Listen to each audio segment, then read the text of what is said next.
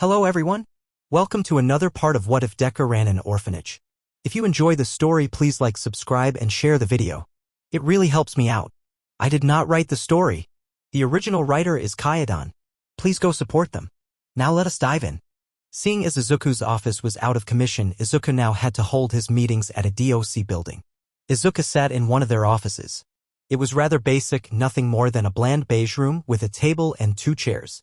The door to the room opened and Nami came in, wearing her elementary schooler's backpack and carrying a glass jar with 3 crystals inside.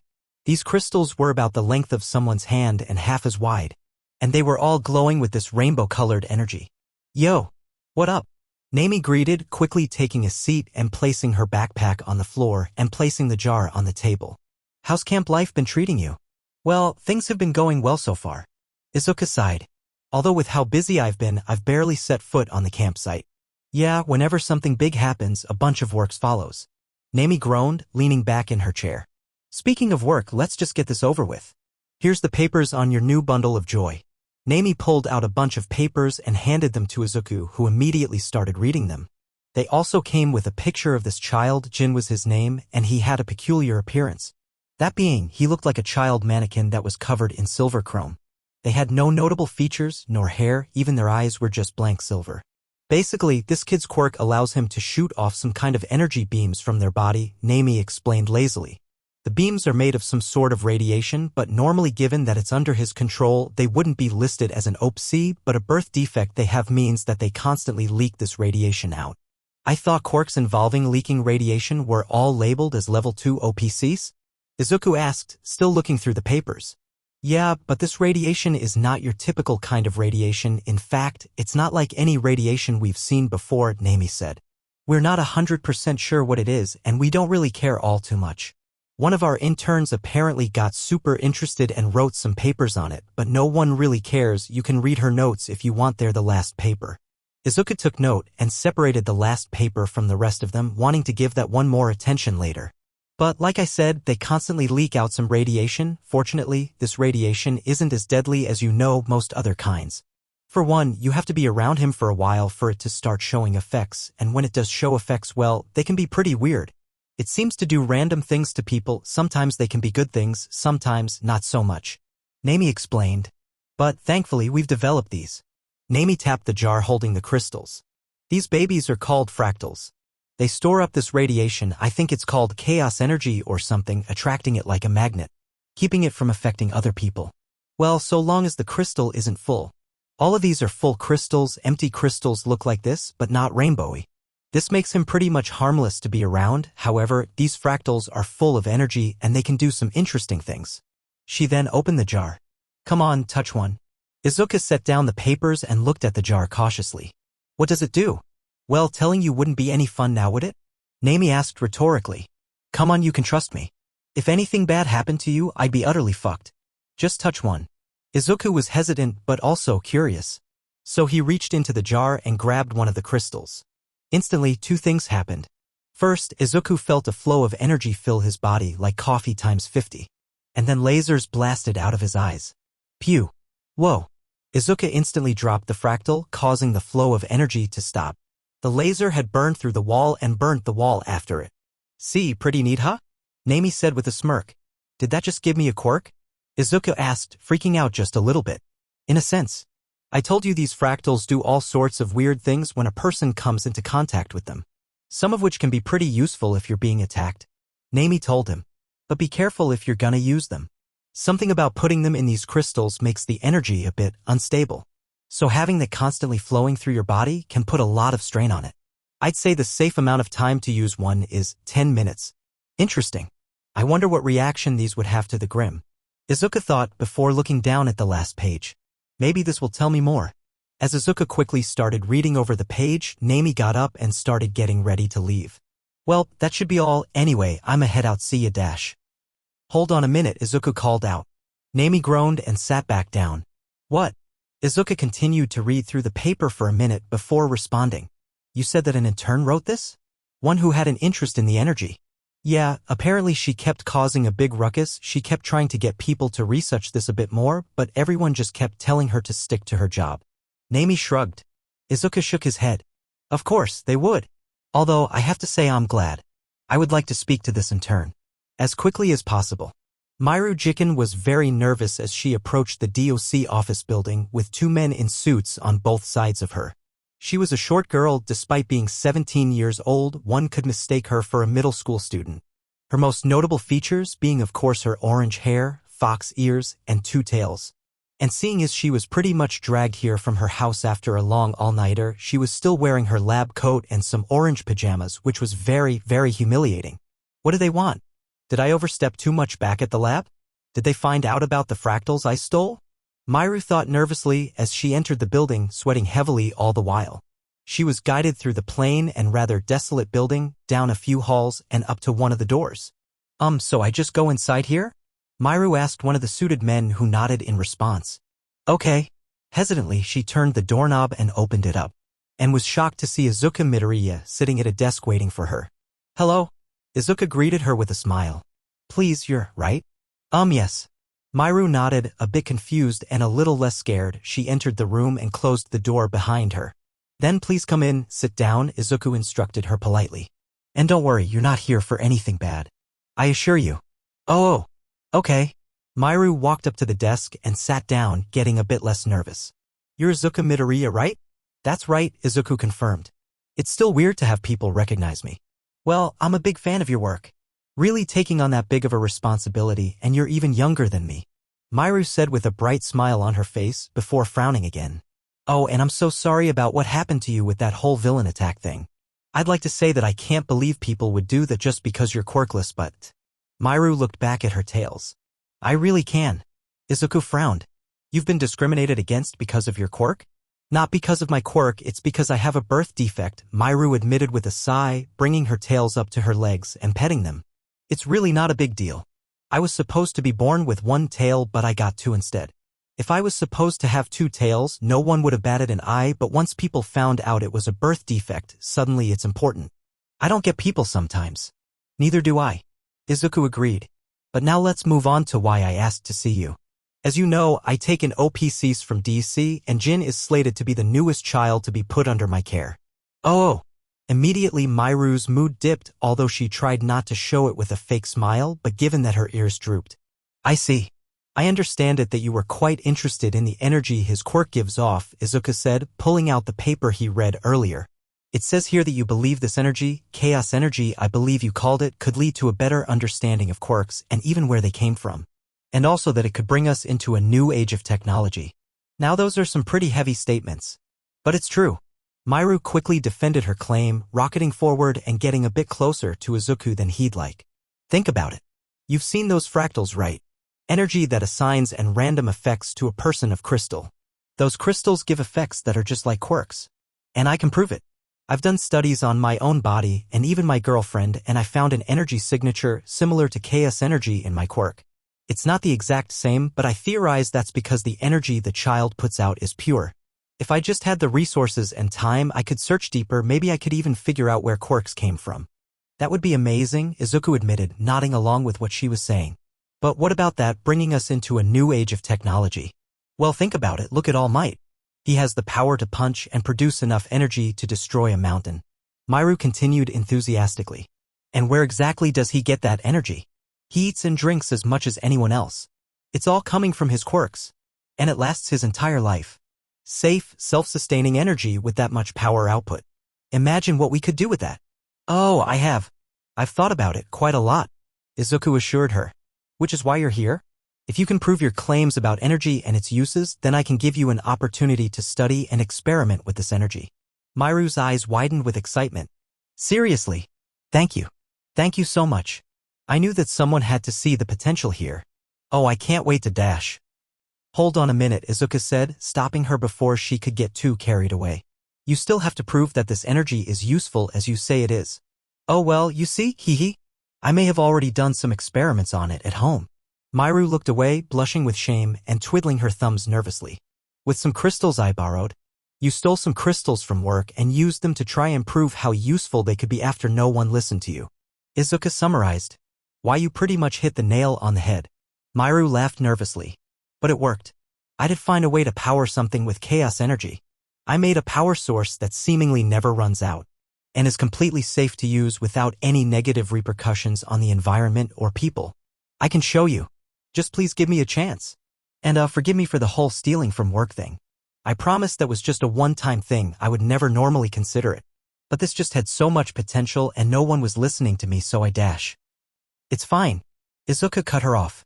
While DC might have some issues with this, I personally don't care. As long as you can show me your results, my offer stands. Well, it's back at my house, Miru explained. We can go there right now if you want. Unless you're busy or something.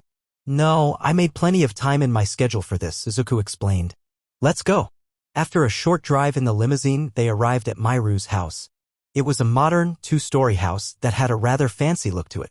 It also had a garage and parking lot, but rather than a car being parked, there was a jet. That's interesting, Izuku noted as he got out of the car. You like it? It's called the Tornado. Miru explained as she stepped out of the limo as well. I built it myself. Interesting, Izuku said, noting that for later. The two walked away from the car, Izuku following Miru as the two made their way towards the garage. Hey, isn't this the House of Blue Blur? Izuku asked, recognizing the house from his hero-obsessed days. Oh, you recognized it, Miru said, slightly surprised. Yeah, it's my big bro's house. He adopted me when I was little. He may not be number one in the rankings, but he's my personal top hero. I see. Izuku smiled. Sounds like a good guy. I'm glad that even a hero could find the time to save someone like this. They swiftly reached the garage, and after Miru pulled out a key and pressed a button, the door opened up. And inside a room covered in blueprints, notes, and strange machines. On the floor walls, Izuku even spotted some on the ceiling. The only things in here besides those were 3 tanks containing fractals, one containing a strange emerald about the size of someone's fist, and a rose on a windowsill. Sorry about the mess. The whole chaos energy thing got me really excited, so yeah. Miru laughed nervously while blushing from embarrassment. Izuku, meanwhile, was immediately drawn towards the emerald. He walked towards the desk it was placed on and took a closer look at it. I recognize the fractals, but what is this? Oh, that is actually very important, Miru said, closing the door behind her and running over to Izuku. This is a Chaos Emerald. It's basically the prototype of the fractals. It can store much more chaos energy and you can use it as much as you want, unlike the fractals. It's way more useful and far more powerful, but it was far more expensive to make too. And it required very rare materials. So the guys in charge demanded that we make a cheaper version. These fractals can only hold a fraction of their power, hence the name. Okay, how much power can this hold exactly? Izuku asked. It's hard to calculate, but roughly it could destroy around 2 cities. Miru said casually. Excuse me. Izuku gasped, almost falling over from shock. Oh, but don't worry, it's not actually gonna explode, Miru reassured. At least so long as you don't use it to power a bomb. But perhaps you'd like to see its capabilities. I mean, that is what you came here for. Yes, please, let's see it. Izuku agreed. After a short amount of preparations, Miru seemed to be ready. They were in her driveway and Izuku was currently standing by the garage door while Miru was standing further down with the Chaos Emerald in her hand and a device by her feet. The device looked like some kind of blue sci-fi laser cannon with a slot open at the base, seemingly for the emerald to be slotted in. Miru was currently looking at a tablet. Okay, I was just checking to make sure we don't hit any planes with this. Are you sure this is legal? Izuku asked her. Oh yeah, we were given permission to use the skies around here as much as was pleased, so long as we don't interfere with flight paths, Miru explained as she kneeled down and opened the Chaos Emerald container. Now, this should shoot out a beam of plasma into the sky. As Miru took out the emerald and placed it into the cannon before closing the hatch. Okay. Miru took a step back. Now I just need to press this button and... Shum. Suddenly the cannon exploded, shooting an absolutely massive beam of light the width of a car into the sky, piercing the clouds with its power. The beam continued to pierce the sky until Miru freaked out and pressed the off button on her tablet. The cannon quickly ceased fire and powered down, smoke pouring from it. Once the cannon stopped, there was a long stretch of silence as the two of them stared at the cannon with wide eyes. Eventually, Miru broke the silence with a bit of nervous laughter. Well, it looks like the emerald's power exceeded my expectations. But it worked. And you're saying it can do that forever? Izuku asked, taken aback by the showing. Well, the cannon itself would likely give out, but the emerald could produce that amount of energy for a period of time long past a normal human lifespan, Miru explained. I don't know if it's forever, but it could be. I see, in that case I think that'll work. Izuka smiled as he started to think of more possibilities. Wait, does that mean you'll allow me to do more research on chaos energy? Myru gasped, looking at Izuka hopefully. Yes, Izuku confirmed. However, it'll come with some stipulations. You see, I have a plan for all this. I plan to make a new branch of the Midoriya Foundation, one that's had a very different focus from the main branch. This branch will be focused on researching things in relation to the children's quirks, such as the chaos energy coming from Jin, Yami's Grim Goop, and other such things, as well as building defenses for the complex and other things as well. I intend to make you the head of that branch. Myru's eyes widened. Oh, really?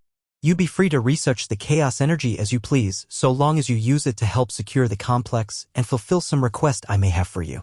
Izuku continued.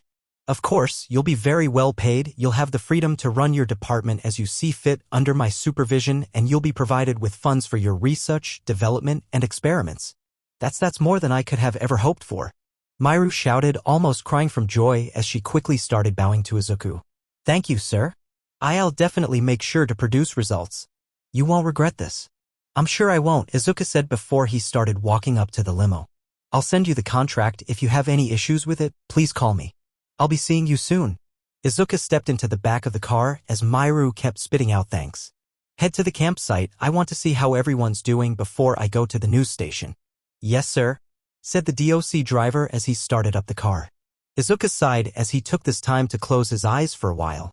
While the attack had ended, the hardships had only just started. Izuku would never get the sight of his injured children lined up on the floor, of Mu's hand nearly being burnt off, of Ken's burnt face and bloodied mouth, of Nara having a hole punched through her chest. If it wasn't for Eri, things would have been so much worse. He needed to step it up. No more hesitation, no more considering if something was overkill. If the Meta Liberation Army wanted to declare war on him, he needed to make sure he was ready. He needed more money, more power, more everything. And this was just the first step. Izuku wasn't happy about the path he'd have to walk, but if the end result of this path was his children being safe, then he had no choice but to walk it. The camp was not as active as one might think, considering it was a camp of barely supervised children. No one was allowed outside the campsite, and Sori was to use her keen senses and the seers to make sure no one did. This was for two reasons. First was for security reasons. Sori was the only one supervising them and she couldn't be everywhere at once, so it was better to keep them where she was. The second reason was because there was a TUN construction happening all over the property. Not just on the main facility, but also all over the forest. Izuku contracted a bunch of construction companies to work on new projects, and he didn't want the kids interfering with their work. As such, no sparring matches were allowed, nor any use of quirk that jeopardized the safety of others or the camp itself. So pretty much everyone was stuck in their tents. Thankfully they set up a router so they did have access to the internet, which meant Kiba was back to her regular routine. Hello, all my loyal subjects, Kiba said to the camera. Your queen is alive and well. Lady Kiba, you're all right. I knew no villains could harm her. What the hell happened? Low-life quirkless scum dared lay their hands on our queen. Fear not, I am completely unharmed. Those villains could not lay even a single hand on me. Kiba lied, with a smile. As if I would ever let such low-life quirkless harm my beautiful skin. However, I lament that this stream will be short.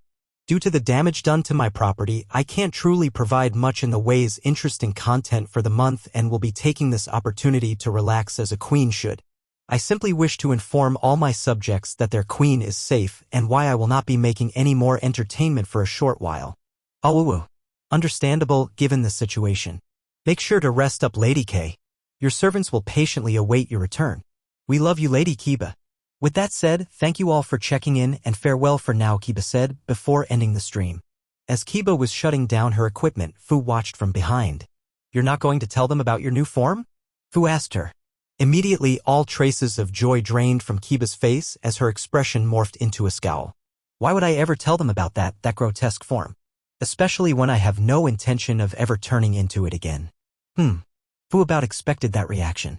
While Kiba remembered nothing about her time while she was transformed and no one was going to tell her the full story, they had shown Kiba an image taken by the cameras of her transformed state and told her what she was like in that form. And to say she was not a fan would be an understatement. You know, you may not have a choice, Fu argued. This seems like a transformation that's triggered rather than activated. I don't care. Kiba hissed, turning her head and glaring at him. I'm not turning into that monster again. End of story. Fu sighed. Fine, but you may want to sort yourself out before Yanda decides to do that for you. Speaking of which, she's called for a group meeting outside, something about helping out Izuku. This got Kiba's attention and caused her expression to soften. Well, if it's about helping out caretaker, then I suppose we must attend. Come and speak no more of that wicked form. With that, Kiba got up and exited the tent, leaving Fu behind. Fu sighed. Kiba. Always so lively. Always so worrying. Yanda looked over the crowd of kids in front of her. All of them standing outside in the middle of the camp. All right. Looks like everyone except Mu is here. And I'm just going to assume he's here, but we can't see him. With that in mind, I'll get right to the point. Right now, Father is working hard to earn us more money. Money? What do we need that for? Ken asked curiously. I thought we had plenty of that? Yanda shook her head. Normally, yes. We would have plenty of money to keep things running as they were before the attack. However, Father has big plans. As you are all aware, the Meta Liberation Army has declared war on US of the Midoriya Foundation. And to fight a war, you need lots of things. Weapons, soldiers, and much, much more. All of which Father is working to procure, and all of which are very expensive. There was a general sense of unease after that comment, as many of the children were off-put and slightly scared by Yanda's phrasing. While others. Those creeps, if they come here again, I'll smash them myself. Ken vowed. As if. I still to repay them for the hole in my chest. Nara growled. While Kiba was the one to actually punch through her chest, it was the MLA's fault that Kiba was in that state to begin with. I'll burn him up. Netsa shouted, his flames increasing in intensity. Don't over-exaggerate things, Yanda. Fu rolled his eyes. We're not at war, a powerful villain group has targeted us, yes. But we're not at war, there's a difference. We're not going to attack them, anything, we just need to defend ourselves from their attacks until the heroes can eliminate them. That's all. I simply wanted to stress the urgency and importance of the situation. That's all. Yanda huffed. But you're not wrong. That being said, Father is still gathering up resources to build a better defense for us. And that needs money. Which means we need to start making some. Yanda pointed at Kiba. Kiba, I'm going to discuss producing merchandise for you to sell via your channel with Father. Plushies, shirts, outfits, and much more. So get ready to advertise. Kiba nodded. If it will assist caretaker, then I'll do it. Shiroku, we need you to produce more outfits for Kiba to wear, this way we can sell more Kiba cosplay. Yanda told her. Game dev team, once we return, I expect you all to work feverishly. And Ken, you especially should broaden your horizons. What does that mean? Ken asked. Yanda shook her head. You can produce beautiful animations with best graphics technology available. You can do so much with that in terms of money-making. You could make a whole shonen battle anime that would look absolutely stunning. Huh, I guess I could do that. Ken pondered. I mean, I'd need someone to write it still, and Fuku's already overworked. Fuku opened her mouth, but Fu shot her a look and she immediately shut it. I can make the story, said Mu's voice coming from seemingly nowhere. It'll be simple. An easy-to-understand plot, with likable characters and lots of fight scenes, that's all that's needed, right? That's pretty much shonen battle anime in a nutshell, Fu said. Might need to oversee that as well. As for the rest of you, looks for opportunities to use your talents to earn money in whatever ways you can. Yanda told them. Or assist others in their efforts. Either way is fine. Please remember, we're all in this together. If Father struggles, we all do. That's all. With that, Yanda left and made her way toward her tent. Everyone immediately started talking among themselves, all except for Fu, who went to follow Yanda towards her tent. Fu entered the tent after her, and Yanda turned to answer him. Fu, what can I do for you? Yanda asked. Why are you so attached to Izuku? Fu asked outright. I understand the whole, him giving us a house and food and all that, but your attachment seems to be greater, especially considering the kind of person you are. Well, if you're getting right to the point, then so will I. You see, Fu, in general, I despise the human race. Yanda explained simply. Ever since I got this curse of a quirk, most of what I've heard is hatred, complaints, and schemes on how to hurt other people. So much negativity, it's maddening. Do you have any idea how depressing it is to be me? I can guess. Fu nodded. I can also guess how much of a breath of fresh air Izuku's thoughts are. Exactly, not once does he complain about other people or think selfishly about how to get ahead. Almost all his thoughts are dedicated to others. Yanda smiled fondly. Sure, he has his own negative thoughts, mostly self-depreciation, which can be frustrating, but he's about as perfect as one can expect a human to be. And you all aren't so bad either. Almost everyone here is about as good as a human can get in my eyes. And I live far, far away from the mess of thoughts that is the city. This place is as perfect as it can get for me. And I have Father to thank for that. That is the reason for my devotion. I see, so if you hate your quirk so much, why haven't you asked Izuku to get rid of it? Fu asked. I could ask the same of you. Yonda responded. Because I'm dead. Fu answered. My quirk is the only thing keeping me alive. Get rid of that and I just drop dead. I see. How unfortunate. Yonda shook her head. Well, then I guess it's my turn to answer your question. You see, the reason I don't ask my father to get rid of my quirk is because I've already tried living without it. Fu raised an eyebrow. How? Yonda gestured to her ears. Did you know that these things aren't actually ears? At least they don't function the same way most ears do. Although they look the same as normal ears, they have two unique differences. One is that they let me hear the thoughts of others, and two, they grow back if you cut them off. It didn't take Fu very long to put together what Yonda was implying. Ah, I see. Once you can hear the thoughts of others and how distrustful and hateful they are, you can't go back. Yonda sighed. Without my quirk, quite frankly, I'd become an insane paranoid mess. Well, an even more insane paranoid mess. Does Izuku know that you did that? Fu asked. Yonda rolled her eyes. Of course he does, it's on my file. DOC's lazy, but even they wouldn't just not record something like this. I guess so. Still, don't do anything like that again. Fu told her firmly. I don't think Izuku could handle much more stress. I know. Yonda nodded.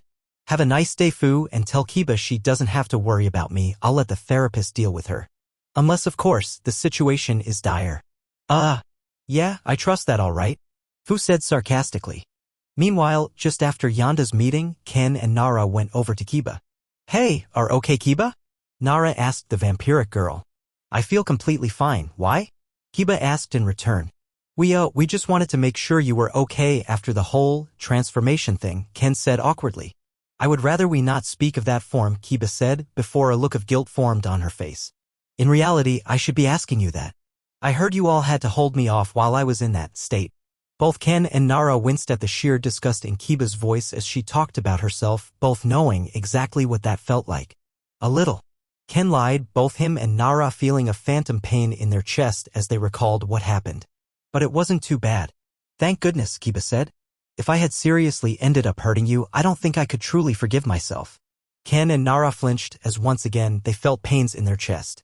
I'd also like to thank you for keeping me from killing that woman. Once again the disgust returned to Kiba's voice.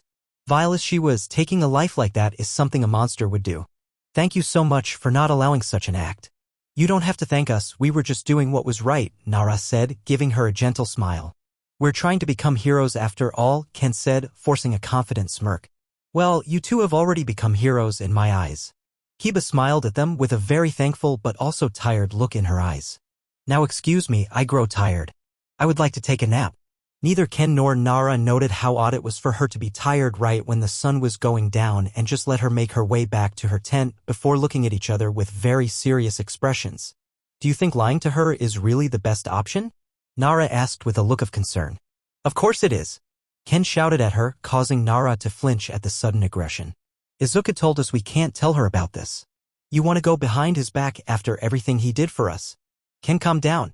Nara told him. I'm just asking.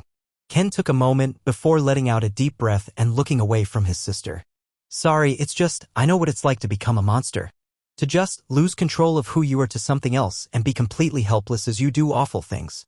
It's a blessing she doesn't remember what happened. Nara was about to once again reassure her brother that what happened was not his fault, but he cut her off by looking back up at her with one of the most serious expressions she'd ever seen. She can never know what she did to us back there. Ever. Ken told her. Because I know that if I were her and I found that out, I'd never be able to forgive myself.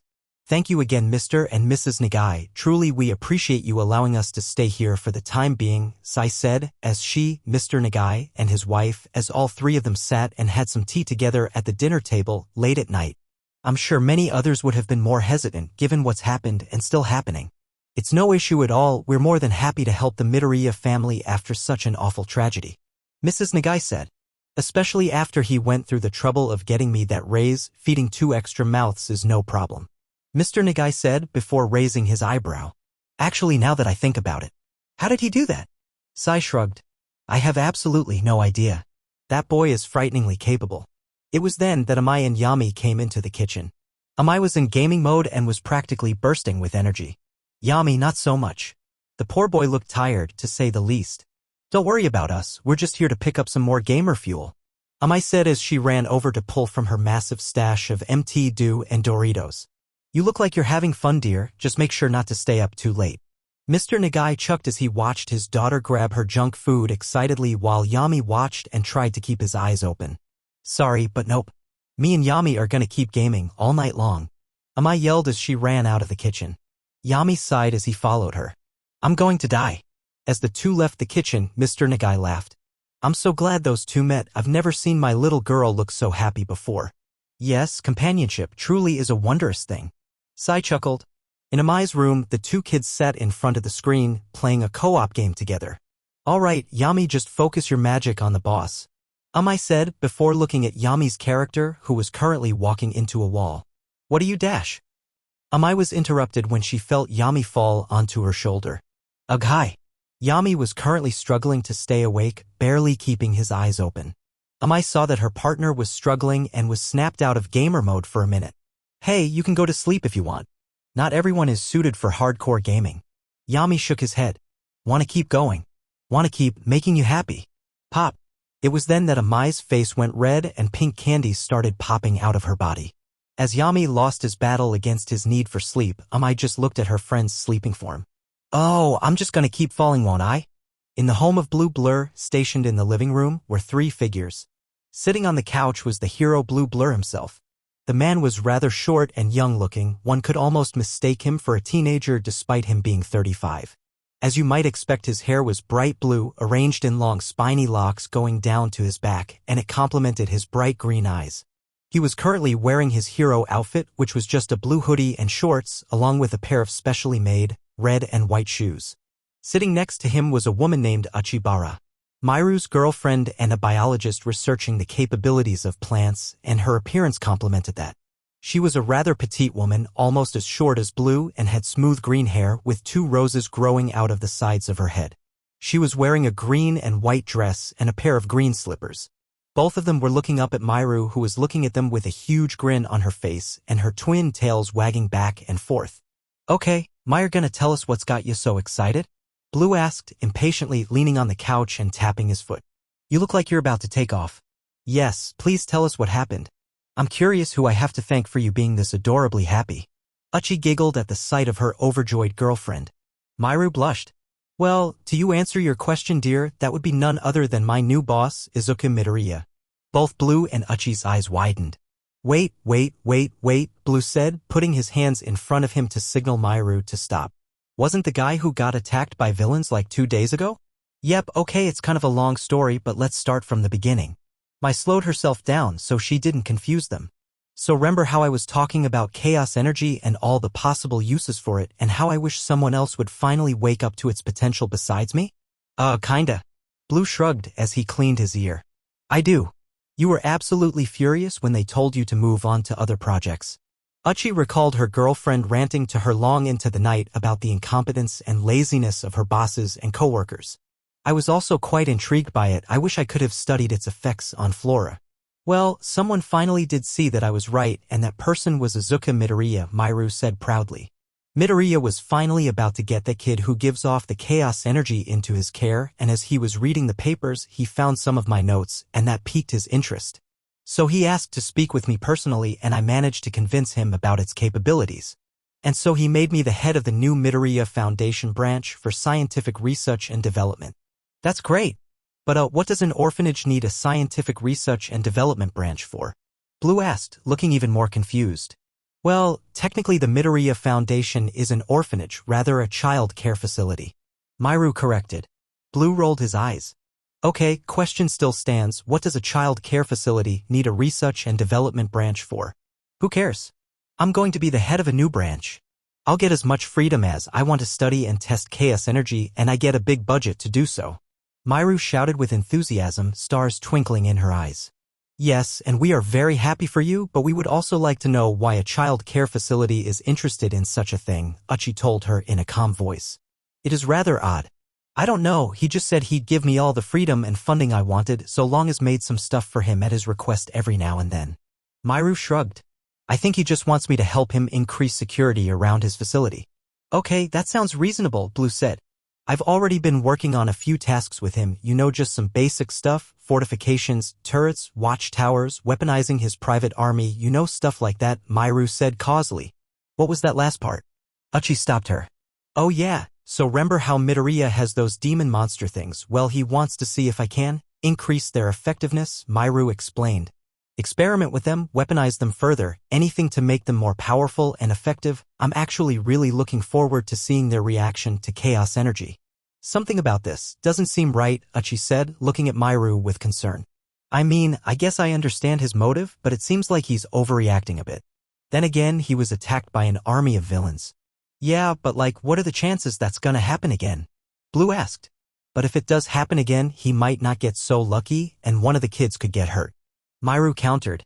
He's still being targeted by the MLA, and because he's quirkless, he'll always be targeted by them and other quirkist groups. Man, those guys are such scum. Blue spat in disgust. I can't wait until the police find out where those cowards are hiding, then I'll take him down myself. Well, if anything, I doubt Midoriya Izuku has any bad intentions. He seems like a good enough person from what I've heard of him. Uchi still looked troubled. Although, while I'm happy to see someone recognizing your talents, I can't help but be concerned about this. Are you sure you can manage running an entire branch of a foundation by yourself? Of course, I can probably. Myru started thinking about it and cringed a bit. I mean, I don't really know how to handle hiring people or instructing people or managing. Maybe I do need a little help. Uchi shook her head but smiled fondly. Always taking on big challenges even if you don't know how to handle them. I suppose we can ask my mother about this. She has experience with this kind of thing. Then again, she did marry my father, so perhaps we should look elsewhere for advice. Yeah, but I was also wondering if maybe you'd wanna, come and work with me? Myru asked her nervously, looking away from her girlfriend with a blush on her face. Uchi's eyes widened. Well, I should have seen that coming, Blue smirked. Doesn't it feel a little off hiring your girlfriend before anyone else is a bit much? Not even being subtle here, Myru's face got much redder. IWWLI. Ah, I'm just messing with you. It's fine. Blue chuckled as Myru glared at him and pouted. I'd be more than happy to work with you, Uchi said. Myru looked back at her girlfriend to see her smiling up at her, a bit of excitement lit up in her eyes. I have been wanting to research chaos energy's effect on flora, and I'll get to spend time with you more. Uchi's face also turned slightly red as she said that out loud. It's a win-win. Myru's face absolutely lit up, a smile spreading across her face so wide it hurt, and her tails were just spinning around behind her. Yes. Oh, this is going to be amazing. Currently, Izuku and Mr. Uraraka were standing in front of the now repaired Midoriya house. Well, that didn't take nearly as long as I thought, Mr. Uraraka said. Still, glad this is all over with so them kids can get back to living in a house again. Oh, they can't go back in yet, Izuku said, looking down at some blueprints in his hands. Your job was to repair the house, but that's far from the only construction that needed to happen around here.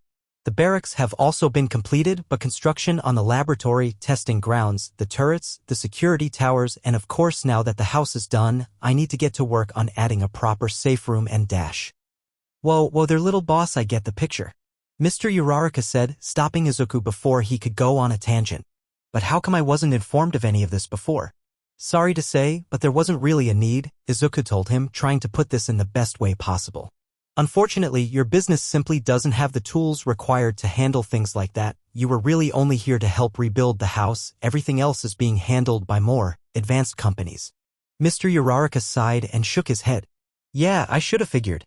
Don't worry, boy, I don't take offense to it. But still, you ain't overworking yourself again, are ya? Izuku sighed and rolled up the blueprints. Maybe. I do feel really tired. Maybe it is time I take a Brea dash. Yarrrrrrrrr. Izuku stopped his sentence and pulled out his phone and saw that none other than Chol. Hold that thought. The stressed teen answered his phone and held it up to his ear. Hello?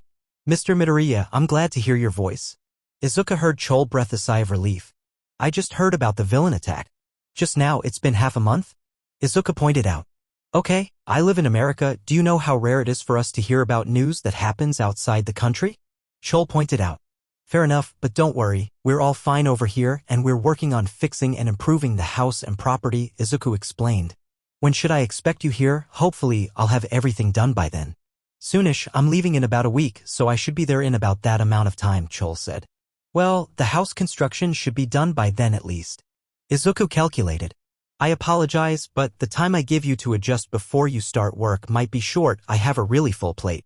I can imagine, and you don't need to apologize. Believe me, people have asked far more ridiculous things of me for much stupider reasons, Chol reassured him with a sigh. And at least you give me a heads up rather than springing work on me out of nowhere. I'll be prepared when you need me. Thank you, Dash. Before Izuku could finish, suddenly someone else called him. Nami. Izuku, now with a headache, sighed into the phone. Sorry, I have to take another call. That's fine, I'll speak to you before I leave, thank you, Chol said, before hanging up, allowing Izuku to pick up Nami's call. Hey buddy. Nami, for once, sounded strangely guilty, which made Izuku tense up as he wondered what horrible thing must have happened to make Nami of all people feel guilt. See. I just want to say, I'm sorry. What did you do? Izuku asked, sounding just utterly exasperated. Me. Nothing but I know you have a lot on your plate, like, a lot, but I kinda gotta add more. Sorry dude, we need to have another meeting. Nami said apologetically. Why? Izuku asked, not sounding any less tired. Well, remember that assassin girl, the first one, not the second one. The one with the horns. Nami said. The one that was in coma, well, she's awake. Izuku was silent for a while, taking in the sheer amount of work that statement implied, before taking a deep breath. Call me a car, I'll sleep on the way there. Izuku wasted no time when he got to the DOC building, telling the agents to quickly guide him to the meeting room, and once he made it there, he immediately entered the room where Nami was waiting for him. What's the situation? Izuku asked immediately, wanting to get this meeting over with so he could get back to work. Around 24 or 26 hours ago, the girl, I think her name was Nies or something, woke up from her coma. Nami was cut off. If she woke up that long ago, why was I only now informed? Izuku asked her curtly, having approximately zero patience right now. Well, the police had to talk with her first and then we had to report it to the higher-ups and then to you, Nami explained. So that's why it took so long. Understandable. Izuku sighed. Please continue. Alright, so she woke up and yeah, she has amnesia, Nami explained with an apologetic look. Izuku facepalmed. Of course she does. You couldn't get any information from her? None. We tried to repair her mind with quirks, but unfortunately her physics-based quirk caused complications with any quirks trying to affect her mind. Like it's resisting our attempts. Nami sighed. Because of course. Nothing can be simple. Ugh. Izuku groaned. If that was the case, then even Kyoku wouldn't be able to do anything to help here. Although maybe that's a good thing, kids shouldn't have to remember being assassins. Yeah, but it sure as hell makes our jobs so much fucking harder. Nami groaned. Izuku shook his head before moving on to the next topic. Anyway, what's going to happen to her now? Well, she'll be transferred to your care as soon as possible. Nami sighed. Sorry man, but DC doesn't want to waste any resources holding her, so it's from the hospital to your house. I should have known. Izuku rubbed the bridge of his nose. So I'll be receiving 4 people once the house is repaired. 4. Nami raised an eyebrow. I have a new employee coming in with her daughter, Izuku explained. Don't worry about it. Although, I'll also be looking for more hired help, so I might need to make even more accommodations. Man, I would hate to be you dude, Nami told him. I know this sounds kind of impossible in your situation, but please make sure you don't overwork yourself again. Remember, everyone's fucked if you die. Izuku, believe me, I remember. Alright everyone, finally the Midoriya Foundation building is officially repaired. Izuku announced, standing on the stairs of the now repaired building looking down at all the children and Sori, who were standing in front of him eagerly waiting to be let in. Yaha! The children cheered. Finally I can go back to the safety of my room. Fuku almost cried tears of joy with Kei patting her on the back. I think you've been doing great, Fuku, you were super helpful back at camp, Kei reassured her cheerfully. Yes, your cooking ability was absolutely essential to our survival. Kiba praised her. I just can't wait to get back to work on the game, Ken said. Indeed. Yanda said. Although with Yami still not here, it'll likely take a bit longer. Sorry about that, but Yami still needs to be with Amai so that way he can get more negativity in the city, Izuku told them. But don't worry, I'm sure he and Amai will visit every now and again. Can we go inside now? I want to play video games with everyone again. Netsu asked. Yes, but before anything there is something I need to show you all, Izuku told them. Izuku brought all the children inside into the entry hall and walked right towards the wall past the stairs. He then pressed down on a secret hidden button on the wall and the wall opened up, revealing a hidden room. Whoa! Most of the kids and Sori gasped as Izuku brought them into the secret room. It was rather basic. Just a metal room with some futons and crates full of supplies. This is the new safe room, Izuku explained before pointing at the crates. In those crates are lots of food and water, just in case you ever need to stay in here for a long time. The room's not as durable as the training room, but it's hidden, meaning that no one can warp in here. Speaking of which, everyone, it's very important that none of you mention this room to anyone, especially Yukiba. If villains like that Miss Guy find out about this place, then it'll no longer be as safe. Understood? Yes. The children answered, understanding the importance of keeping this secret. All right, now all of you are free to go, Izuku told them. Yeta. The children cried as they ran out of the room, all looking to get things back to normal. Can I go too, boss? Sori asked him hopefully. I want to go eat some tuna. Not yet, there's a room I have to show you, Izuku told her. Izuku brought Sori into a room on the second floor, one that was covered in screens displaying the forest and the house. There were also several seers on one side of the room as well as several terminals with buttons on them underneath the screens. This is the security room. Here you can see all the cameras set up throughout the property, Izuku explained before mourning over the terminals. And here are the controls for the defenses. Defenses? I thought the monsters were the defenses. Sori asked. Yes, but I also added something new, Izuku explained before pressing a button on the terminal. Suddenly, in the forest, a hidden turret popped out of the ground. Whoa, you're really not messing around, boss. Sori whistled as Izuku pressed another button, causing the turret to go back into the ground. I never mess around when it comes to my children's safety, Izuku told her seriously. I don't really need to explain anything more about this room to you. I doubt you'd remember what most of these buttons do, to be honest. Yeah, you're probably right. Sori agreed. And that sounds super boring anyway. I'll leave most of this to Sai, Izuku told her. All right, you are free to go. Thanks, boss. Sori said as she sped out of the room. Ring ring. Once she left, Izuku breathed a sigh of relief. Okay, 2-hour nap. Then back to work.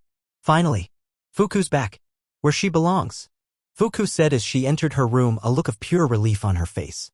The lavender-haired girl jumped on her bed, flopping face first onto her sheets and digging her head into her pillow.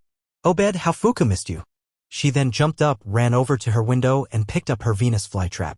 Aren't you glad to be home, Petey? Of course, the plant didn't talk back and Fuku eventually set it down before sitting back down on her bed. It was nice having solid walls around her again. The flimsy wall of the tents provided little comfort to Fuku, especially after such a harrowing attack. It didn't help that she could hear everything that went on outside, and every little noise that happened around her tent convinced Fuku that there was gonna be another villain attack. Thankfully, Fuku's tent was isolated, meaning no one got exposed to all the gas she'd been pumping out. After taking some more time to soak in the feeling of returning to her room, Fuku wondered what to do next. Should I get back to work so soon? I mean, I know Yanda said that we need to focus on the game, but... Fuku sighed and pouted a bit. I really want to just relax and watch some anime. I'm sure they won't mind if I just watch a few episodes before I get back to work. Welcome back, my minions. Kiba said into the camera as she started up her stream in her room. Your queen has returned. At long last. For 1,000 years she'd lain dormant, and now the queen of eternal darkness has arisen. Lady Kiba has risen. Celebrate and bask in her presence. I know the wait has been long and agonizing, but at long last, my fortress has been repaired. Kiba beamed at the camera confidently, happy to be able to produce content for her loyal fans once again. And to celebrate my return, it's time to continue my Elden Ring Let's Play. Alright, rage time. Thank you, Lady K. Sheena opened the door to her room and just stared at the room inside. It wasn't anything grand. It was just a basic room. But it was hers. Her room. At the Midoriya Foundation. Yes, she'd been adopted by Izuku for a month now, but staying in the camps, she just hadn't quite felt like she was a part of the family now. She took a few steps into the room and then fell to her knees as tears started falling from her eyes. It worked. It really worked. I'm free. For her entire life, she longed for this. To be free of the horrible system she'd been unfortunately born into. When she'd heard of the raid on the Midoriya Foundation, she knew that was her chance, but now here she was. It worked. She'd never have to kill again. Yes, it must be such a relief. Sheena turned around and saw Yanda standing in her doorway with a smile on her face. I was quite happy when I got my room too. Yonda told her, inviting herself in. It really gives the feeling of being away from all that stuff from the past. Like you're getting a new start. Like you're part of the family. Wow, she is scary. Sheena thought automatically. She hadn't talked with many of the children. Given her less than stellar first impression, many of the other children were wary of her, and as such Sheena decided it was best to hide away in her tent. The only person she'd really talked to was Kay. Yonda had also never seemed afraid of her, but the same could not be said in reverse. The psychic girl reminded her of all her least favorite people. Clever people. Filled with lies and ambitions. And she just seemed so much smarter than she should be, and her ability to read her thoughts gave her goosebumps. Sheena's eyes widened as she realized Yonda heard what she just thought. Wait, I didn't mean that I... Ah ha ha ha ha. Sheena cringed as she heard Yonda laughing inside of her head. Oh dear, don't worry, I don't mind. There are just some people, or rather a lot people, who just don't feel comfortable around me. For good reason. But you don't have to worry. I'm not gonna do anything to you. I have reason to. After all, while the others are unsure of you given where you came from, I know better. I know you. Our tents were rather close by, you see, and well, I can hear thoughts through walls. Sheena's eyes widened with shock and fear, and she fell back on her butt and started scooting away from Yonda. Wait, were you listening to my thoughts for a month? Indeed I have. And because of that, I can now say I trust you about 90%. You're not some hardened assassin. Yonda smiled at her. Just a scared little girl, happy to be free with no idea what to do now. Sheena gulped. She wasn't used to this. Back with the MLF, the only thing she really had was her private thoughts. But Yonda could hear everything and read her like the back of her hand. It was terrifying. Oh, don't be so scared, I'm on your side. Yonda told her, putting her hands behind her back. Because you and I have a common goal. I doubt that. Sheena tried to think of something to respond with, but she was too scared. Yonda sighed and shook her head. No, this won't do, you're much too terrified. She then pulled out a piece of candy from her pocket and threw it onto Sheena's lap. Eat it. Now. Not wanting to figure out what would happen if she refused, Sheena quickly proceeded to unwrap and eat the candy. Quickly she felt her nerves start to calm, and she released the breath she'd been holding up to now. Feeling better? It's calming candy. It's made by an acquaintance of ours who can make candy that can affect emotions. Yonda explained. And now that you're calmer, let me explain a bit when I said we had similar goals. You see, I like there to be a positive vibe in this house. Positive thoughts are so much nicer to listen to than negative thoughts, and so having the others continue to not trust you would go against my interest. Does that make sense? I guess. Sheena still didn't trust her, but she did make sense. Go. And of course, you want to be liked by the other, right? Yonda asked her. Yes, where's this going? Sheena asked fearfully. Where it's going, Sheena my dear, is that we should, and should I mean will, work together to improve your image with the others. Yonda explained to her. Isn't that wonderful? Not really, you're really scary. I mean yes. Sheena quickly corrected. Good. Now, the best way to do that is to use your skills to help improve the household. Yonda told her. Unfortunately, the only things you are adept at are murder and reading. Not that that's your fault, I suppose.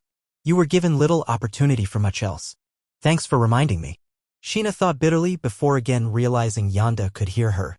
I mean, now obviously it'll be difficult to use such skills, but I found a way, you're welcome. Yonda continued with a smile. Tonight you'll be joining Kay in reading bedtime stories to Kai. I already went through the liberty of informing her. She'll be coming to get you around bedtime. You couldn't have asked me first? Sheena asked her with a bit of despair in her tone. Oh? Do you not want to improve your reputation? Or do you find reading to someone else that bad? Yonda asked her. Well, no. Sheena thought. Perfect, then be ready by tonight, don't want to disappoint anyone. Yonda told her as she made her way to the door. Have a nice first day in the house. We'll talk more later.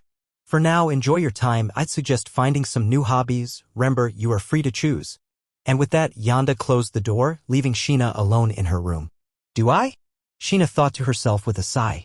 It's not that she had a problem with reading stories to Kai, especially if Kay was going to be there, but didn't like that choice had been made for her. She'd had enough of that for one lifetime. At least I know what I'm doing now. Sheena sighed. Meanwhile, Yonda was just exiting Sheena's room with a smile on her face. Well, that wasn't very nice, was it? Yonda's eyes widened and she quickly turned around to see Fu right behind her. Fu, how did you sneak up on me? I was just brain dead for a little while. Fu explained with a shrug. Made my head so empty you couldn't even read my thoughts. But I could still hear everything happening around me, including your little conversation. Yonda groaned. You are insanely inconvenient for me, you know that? You're smart, difficult to manipulate, you enjoy being embarrassed so I can't even blackmail you, and now you can sneak up on me. Well, someone needs to keep you in check. Fu said. Speaking of which, give the poor girl a break. If she's being truthful like you said, then she's been through enough, don't you think? Oh please. Yanda rolled her eyes. Life doesn't stop for anyone or anything, and the sooner she gets people to trust her the better. Better for her or better for you? Fu asked with his arms crossed. Yes. Yanda answered. The sooner is over, the sooner we can both enjoy our time here without that eating away at us. Well, you have a point. But still, don't just boss her around or else I'm telling Izuku. Fu threatened. Oh, come on. Yanda whined. That girl is so timid and scared of me it'll take forever to get anything done with her. Well, here's a thought, maybe make her less afraid of you. Fu rolled his eyes. Either way, tone down your help or else. Understood. Ugh. Fine. Yanda agreed, knowing she didn't really have a choice. Good. Remember, I have my eyes on you. Fu told her before turning and walking away. Yanda sighed. This is going to take much longer now. Great. The day right after the house was repaired, Izuku went to the hospital. Thankfully this time, it wasn't for himself. Rather, he was here for someone else. Izuku buddy, glad you're here, Nami said as she met Izuku in the halls of the hospital, the two of them walking down it with DOC agents on both sides of them, escorting them down. Early as usual. I'm surprised you're here early, Izuku replied. Actually, I'm late. The time I'm required to be here and the time you're supposed to be here are very different. Nami sighed. Sometimes, very rarely, it pays to be you, metaphorically speaking that is, in terms of cash it always pays to be you. What's the status on the girl? Izuku asked, getting straight to the point. Well, she woke up in a hospital, no memory of who she was, surrounded by armed guards and was constantly assaulted by questions she didn't have the answer to and that implied not so nice things, Nami explained. Take a guess at her status. Izuku sighed. Have you at least confirmed she's not dangerous? Yeah, mostly, Nami answered. She doesn't want to hurt anyone if that's what you're worried about, but she's weak, scared, and has no idea how to use her quirk, so if she freaks out she might accidentally break a few bones. Izuku gave an even deeper sigh. But we're sure she doesn't want to kill me? Like I told you, if you die we're fucked. So naturally we made sure that her amnesia was the real deal and that she had no intention of harming you before we'd ever let you two meet face to face. Nami reassured him. And with that cloak, you'll be fine. That's not as reassuring as you think it is. Izuku shook his head. Soon enough, the two arrived at a room with 2 armed guards. Izuku took a deep breath. Well, let's just hope for the best. With that, Izuku entered the room. Despite the guards outside, inside was just a fairly standard hospital room. Inside on the bed was Nise herself, looking at Izuku with a terrified expression. For a few seconds, there was silence as Izuku slowly entered the room, getting a bit closer to her hospital bed while he waited for her to ask questions that never came. After almost a minute, Izuku realized the girl was waiting for him to speak. So he put on his friendliest smile and spoke in his warmest voice. Hello there, I am Director Midoriya Izuku, head of the Midoriya Foundation. But you can call me Izuku or Midoriya. Or whatever you'd like really. It's pleasure to meet you. Me, Midoriya, Nose repeated in a timid voice. I heard that name, they said they would send me to you, is that bad? No. It's a good thing. You see, I run a facility for children who are special. Izuku chose his words carefully. I've heard you had some issues with your quirk. The girl looked away, fear and guilt reflecting in her eyes, confirming Izuku's statement. Well, I'm here to help you with that, Izuku explained to her. You'll be taken out of this place and to my home where I'll take care of you and help you learn to control your quirk so you don't accidentally hurt anyone. Nise looked at him, slightly less fearfully now. You're going to take care of me? Izuku nodded. That's right, and you'll be surrounded by other wonderful kids just like you. And other people who will help and protect you.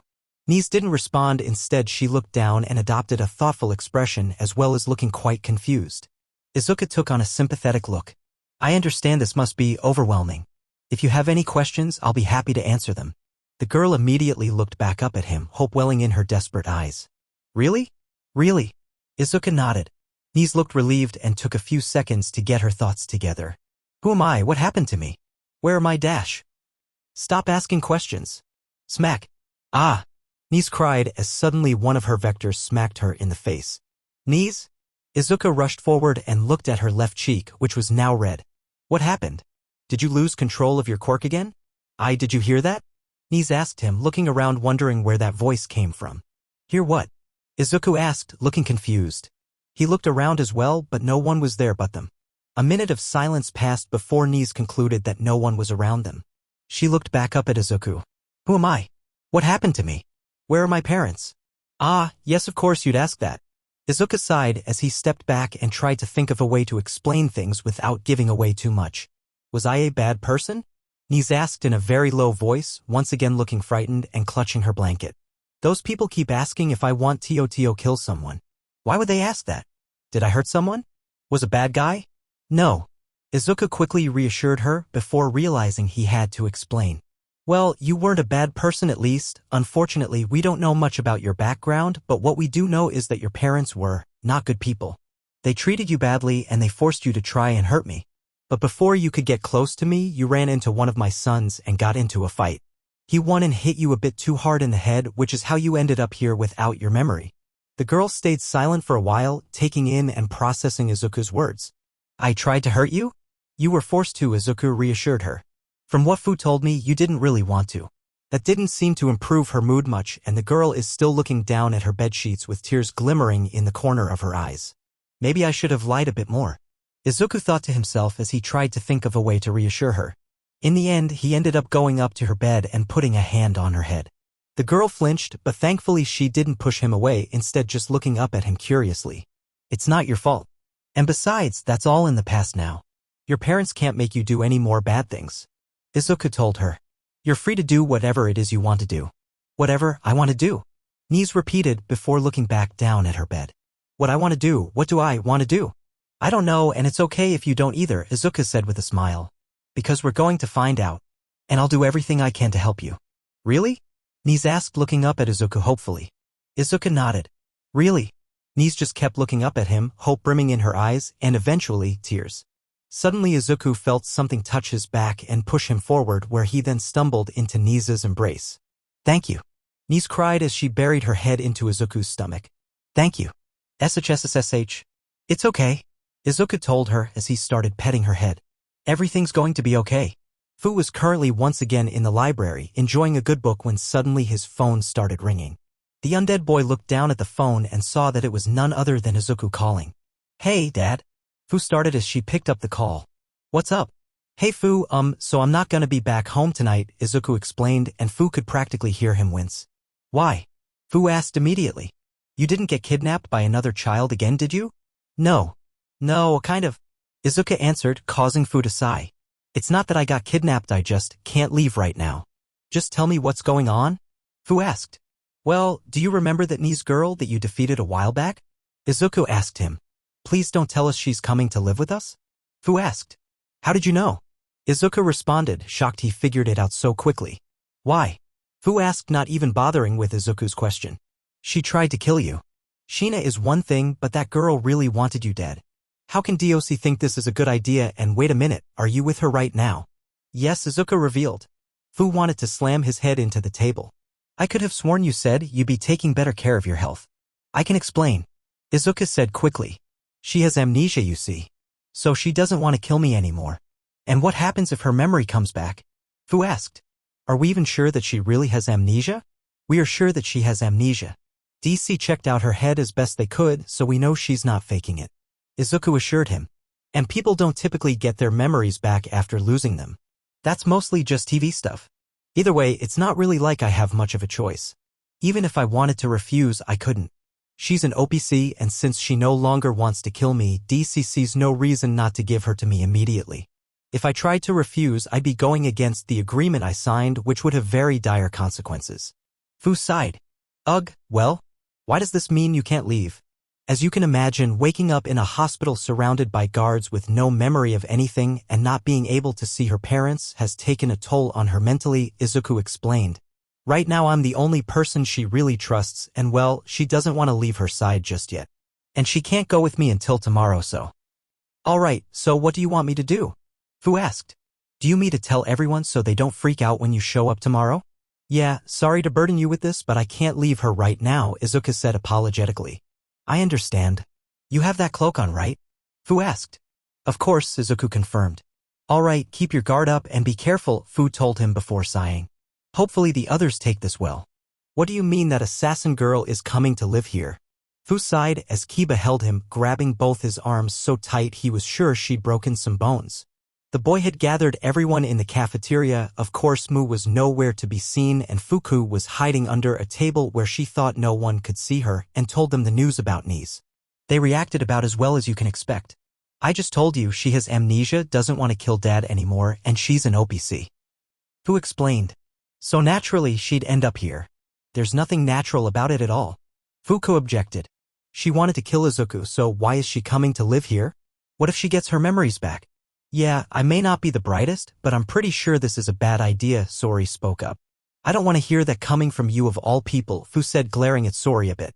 Look, I don't like this either, but it's what's happening, so get over it. Easy for you to say, some of us react like normal people. Ken scoffed before Nara elbowed him for insensitivity. Ow. What was that for?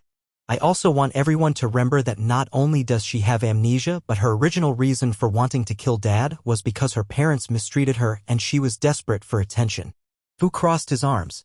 Let's not pretend some of us here wouldn't have killed someone if you thought it would make your parents love you. TCH, low blow? Ken muttered.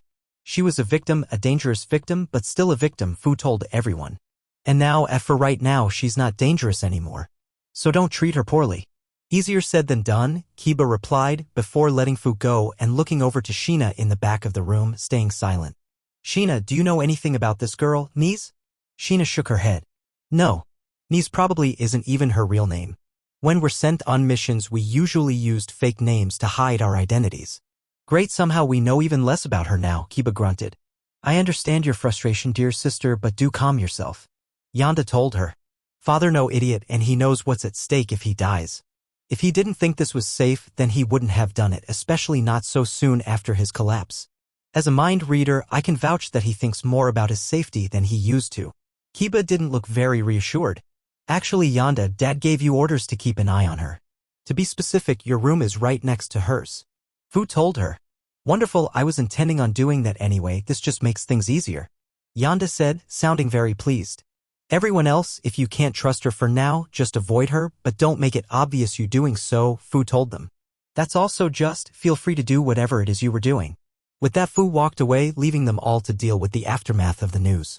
Everyone, I know you must hate the idea of Father being at risk, and so do I, Yonda stated. But as Sheena here has shown, being an MLA assassin wasn't really a choice. Yeah, but Sheena never really tried to kill anyone, Nara argued.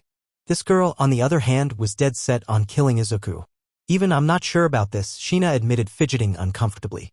Well, rest assured, dear siblings, if this girl has a single thought about harming our dear father, I will now. And then Sheena gave them all a very dangerous smile. And she won't ever get the chance to act. Izuku was careful not to move too much in the car as a DOC agent drove him and Ni's to the Midoriya Foundation. Ni's was currently sitting next to Izuku, and by next to him that meant she was clutching his side. Considering he was still wearing his robe, Izuku needed to be very careful when he moves, otherwise one of the bony parts would poke her. So, are you excited to see your new home? Izuku asked her hopefully, trying to plant some positive thoughts in her head and start a conversation. Yes, Ni said, sounding completely unsure. And the conversation ended right there. Izuku didn't know what he was expecting. It'd be hard to get a conversation from someone who barely knew anything and was still quite frightened. It's gonna take a while before she gets comfortable. Izuku sighed as the car approached the facility. The car pulled up the gates and Izuku pressed a button on his phone to open them. Quickly, the car pulled up to the house, stopping in front of it. Are you ready? Izuku said, looking down at Ni's. Ni's hesitated, but eventually she looked up and nodded, taking Izuku's hand to comfort herself. Izuku opened the door and the two exited the car, closing the door behind them as the car drove off. Welcome home, Ni's. The two walking into through the door with Ni's holding his hand and walking behind him. And the moment they stepped in, they were met with Fu waiting for them a few feet away. Hey, welcome home. Fu greeted. He looked over at Ni's, who shrunk away behind Izuku's cloak. You must be Ni's then. Nice to meet you. My name is Fu, short for Fu-hai. But please don't call me that. And this dash. Then Kyosei popped out a tentacle head, causing Ni's to flinch. Is Kyosei, Fu said, before Kyosei sunk back into his body. He's my brother, but we're kind of sharing a body. Don't worry about it, you'll understand more later. Okay, Ni said quietly, relaxing a little bit now that Fu had introduced himself. Izuku moved away from Ni's before kneeling down to meet her eye-to-eye. I have to deal with some paperwork, meaning I'm going to be busy for a little while, but Fu's going to show you around. Is that okay? Nise wanted to refuse, but she also didn't want to make Izuku angry. He was her only ally right now and she was terrified of losing him. She looked at Fu and there was something about him that seemed familiar. Like she'd seen him somewhere before. She just needed to try and remember a bit. You don't have to go back to them. Ack! Nise shouted out in pain, falling to her knees as suddenly her head started to hurt like hell. Ag-ew! Nise? Izuku shouted out in concern and confusion. It seems like you're one of us. The ones who got unlucky at birth. Parents whose love you have to earn aren't real parents. Do you really want to live like that? A slave to you. That's enough. And suddenly it stopped.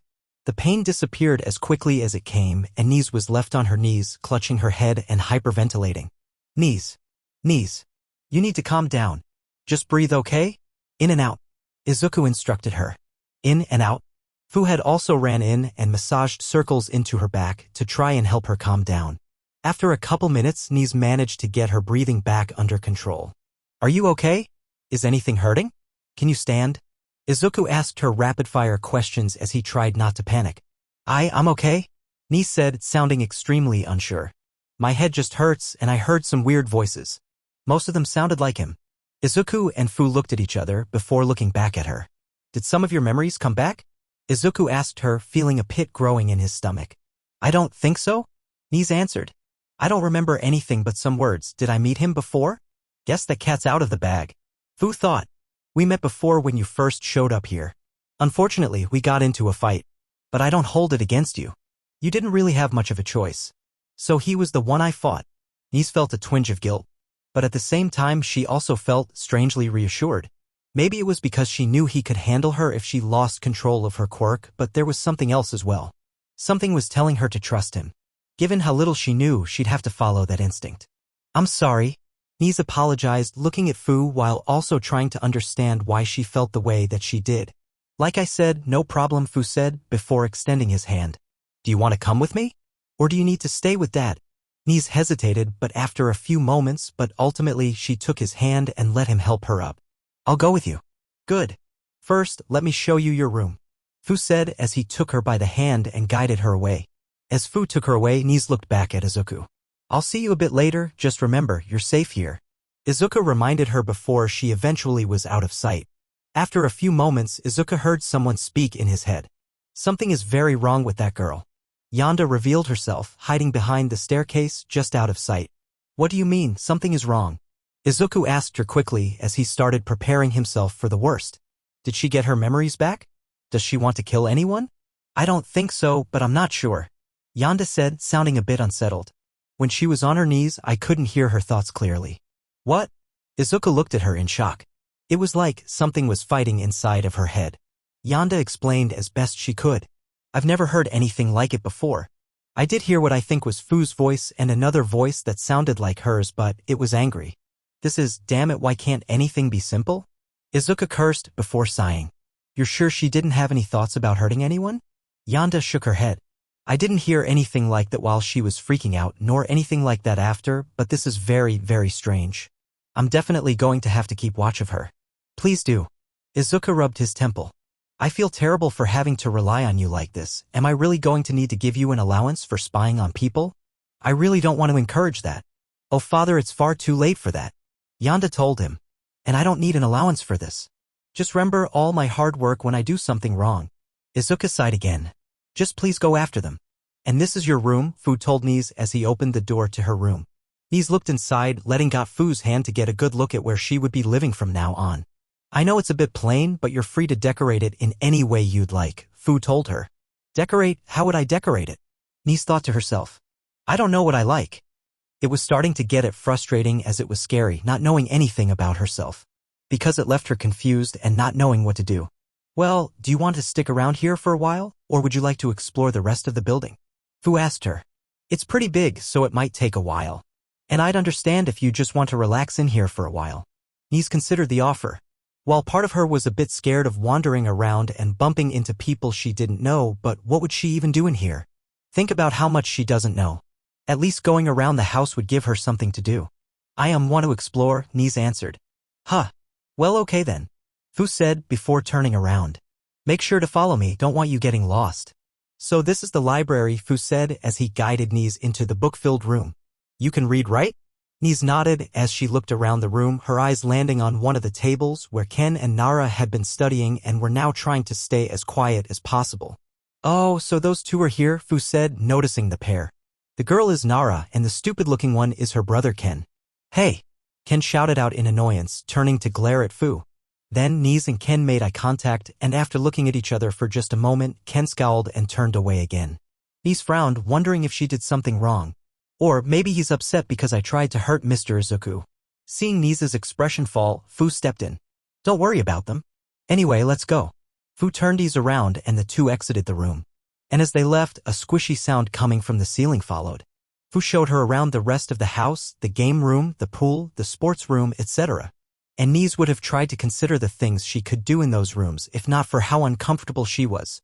Every time they ran into someone, they seemed very cold towards her, never looking her in the eyes for more than a second, if at all.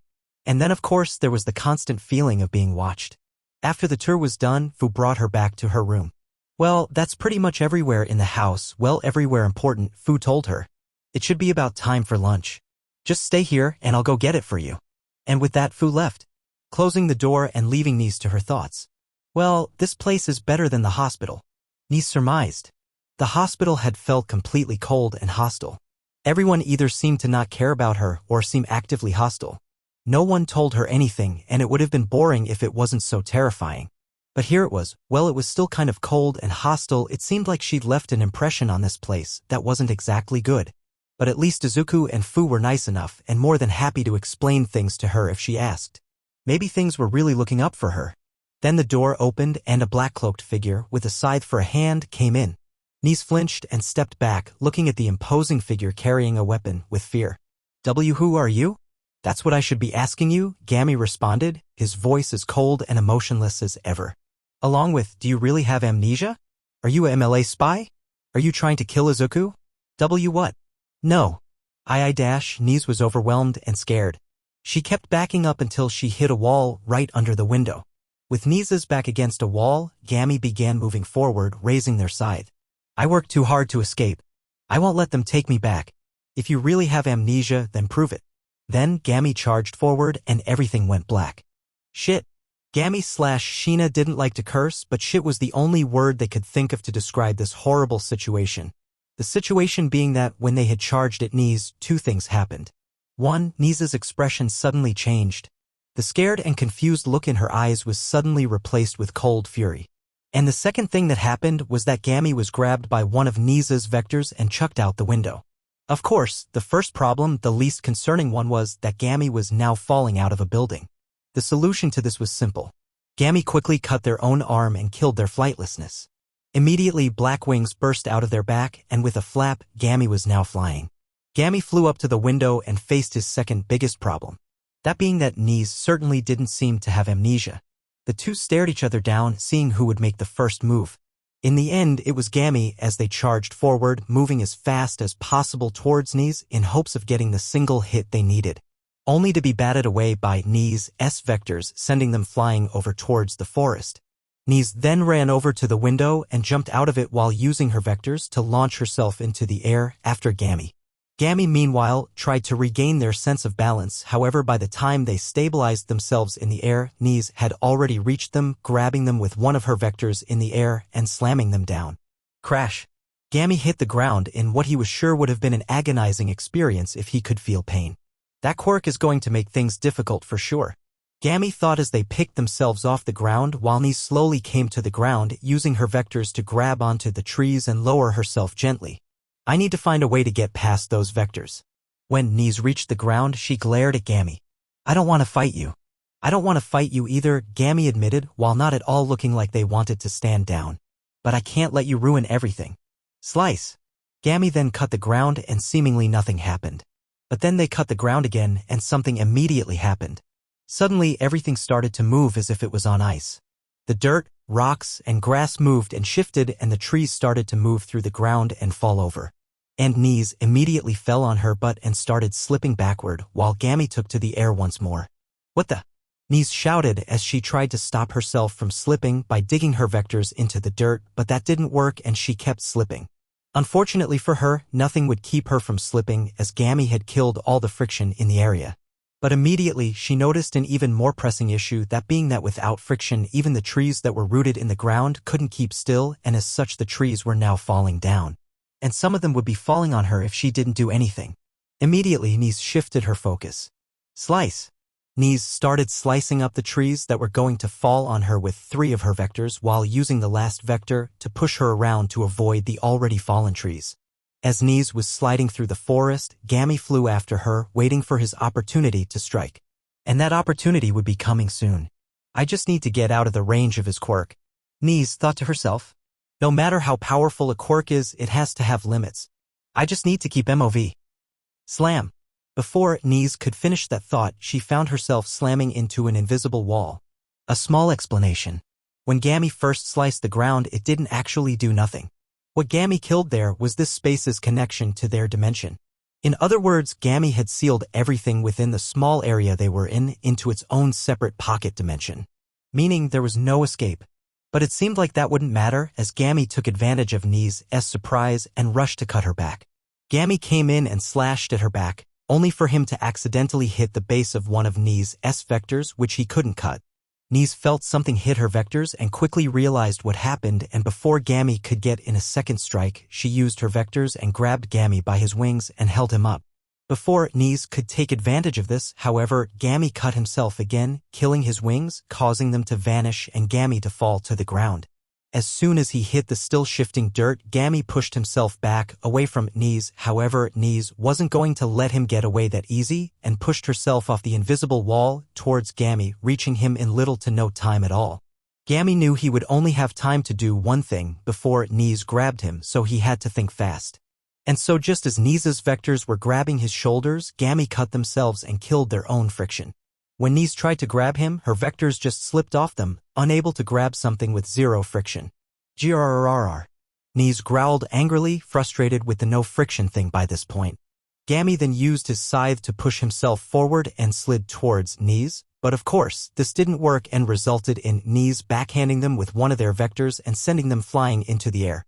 Now that he was once again a good distance away from Nise, he then cut himself again, killing his flightlessness, canceling out his earlier use of his quirk and regrowing his wings. Gammy looked down at Nise, who was still sliding around, chopping up trees in her way. I need to find a way to get past those vectors. Wait, that might work. Then, Gammy started flying around, swooping down to cut trees and killing their gravity, making them float into the air. What on earth are they doing? Nise asked herself as she watched Gammy send more trees into the air. Nise then saw Gammy fly under the trees and turn their back on her. She saw a chance to get in a hit on them and used her vectors to change her direction and launch herself towards Gammy, intent on smacking them towards the ground and getting in a good few hits. However, this was all part of Gammy's plan. As he heard Nise launch herself towards him, he knew what he had to do. Normally, Gammy's quirk could not affect itself, meaning Gammy couldn't just cut himself and kill his quirk's drawbacks or effects. However, there were workarounds to this. And so as Nise closed in on him, Gammy cut himself and killed his existence. Just like that, Gammy vanished, causing Nise's vectors to hit nothing. Suddenly, Nise felt a chill going down her spine and felt something closing in on her from above. She looked up and found out, much to her horror, that since Gammy currently didn't exist, neither did his quirk or its effects, meaning everything that was being affected by Gammy's quirk would return to normal. That included the gravity of all the trees above her, which were now about to fall on top of her. Crash. The trees slammed into Nise and they crashed into the ground, pinning her to the ground. Almost immediately afterward, Gammy, or rather Sheena, appeared back in the exact same spot. Since the effects of their quirk vanished when they ceased to exist, that meant nothing keeping them from existing, so that move, in particular, could only last for a moment.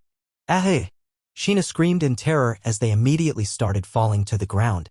She quickly cut her arm again, killing her flightlessness, causing her wings to come back, which allowed her to safely come back to the ground. Phew! Sheena breathed a sigh of relief. I'm so glad that worked. If could feel emotions when I'm Gammy would have started getting scared. Man, that girl was tough. Sheena looked at the huge pile of logs that Nise was currently buried under and started to worry. Wait, this wouldn't kill her, would it? Oh, I really hope she's not dead. I just got a new start on my life, not killing people. Fortunately or unfortunately depending on how you looked at it, Knees proved to be alive when suddenly the front of the pile of trees burst open and Knees limped out. Back when Knees was about to get hit by the trees, she knew she couldn't dodge, nor could she cut up that many trees at once when they were already so close to her. But she did still have one option. She wrapped her vectors around her body, covering herself in a psychic shield. This did still have some consequences, however. Her vectors had something called a psychic feedback. Whenever she used them, it would send a psychic shockwave through her body which would start harming her body if she overused her quirk or if her vectors were hit by something very strong. Like, say, a few dozen tons of wood. So while Knees was still alive and conscious, she was definitely hurt. Blood was coming from her mouth and out of tears on her body, and she felt like she got hit by a bus. Ugh! Knees immediately fell to one knee and started breathing heavily. She's weak. This is my chance to end this, Sheena thought. She rushed forward, not wanting to give Knees a single second to recover. Her scythe was raised to strike her and... Nuff! Suddenly, Sanson popped out of the ground and got in between Sheena and Knees, creating a giant slime wall with her body, with her head on top. Ha! Sheena jumped back, shocked at Sanson's appearance. What are you doing? No more fighting. Sanson told her with a pout. Gonna make Daddy angry. I'm just trying to make sure she doesn't kill anyone or drag me back to the MLA. Sheena said, defending her actions while she hid her scythe behind her back and started secretly making small cuts on her leg. Did you see how she was fighting? There's no way someone with amnesia and no control over her quirk could fight like that. Well, you're right there. That is suspicious. Everyone looked to the right and saw Fu walking out of the woods. I saw some of the fight and you are right. No one with no control over their quirk could fight like that, Fu said before turning to Knees. Care to explain? Knees just paused and then her eyes glazed over for a few seconds. And then she blinked and started looking around. Huh? Where am I? Ow. Why does my body hurt so much? She then looked up at Sheena through Sanson and gasped in fear. It's the scary scythe girl? Please don't hurt me. I swear I won't do anything bad. Tears started rushing out of her eyes and soon all of her words turned into incomprehensible babbling. You dummy, Sheena said before she dashed at Knees, having had her enhanced strength and speed restored. That won't work. She went right through Sanson and came to Knees in no time. Slash. Ahoy! Knees cried out in pain as Sheena created a small cut on her forehead. Immediately afterward, Sanson wrapped around Sheena, restaining her with all her might. There. I just killed her dishonesty. Now she can't lie anymore, Sheena said, not bothering to fight against Sanson. So tell us. Do you really have amnesia? Are you really not trying to kill anyone? Tell us. Knees just cowered in fear, unable to say a word as she trembled and shook. Move away from her, Fu ordered, and Sanson followed, moving a good distance back and taking Sheena with her before he went up to Knees and knelt down beside her. As she looked at him with fear still in her eyes, but not as much as before now that Sheena had been restrained and taken away. Knees, listen. If you are innocent, then this is your best chance to prove it. So just take a moment. Breathe and then answer us. Okay. Knees gave a very shaky nod. And after a couple of minutes, she managed to give an answer. I really don't remember anything. I really have amnesia. And I don't want to kill anyone. Immediately Knees went back to crying while Sheena just looked at her in pure shock.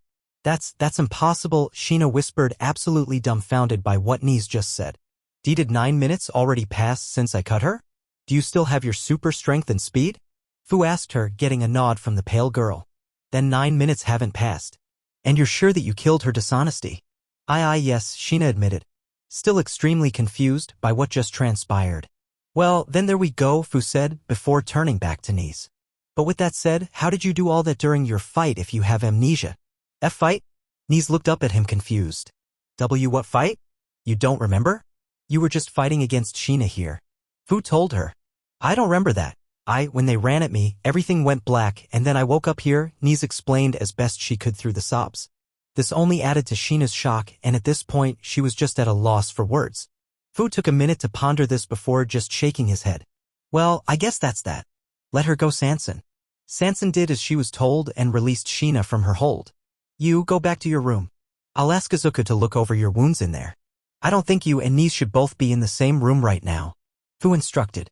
And you can also take the time to explain to him what you did, since he happened to be sleeping during the whole thing. Sheena just nodded, still too dumbfounded to talk, as she just walked back home in silence. Sansan, please carry Nise home and take her to the med bay, Fu ordered. I still have something I need to do here. Sansan gave him a big thumbs up before grabbing Nise, who flinched at her touch before easing into it, Sansan's cool body doing wonders for her injured one. After the two of them left, Fu remained behind, waiting for a few moments before beginning the conversation. So, any idea what that was? I think I might. Yonda said she stepped out from her hiding spot behind one of the fallen trees. And thank you for carrying me here. If you hadn't, I might have never figured out what was wrong with her. Enough with the fake politeness. Just tell me.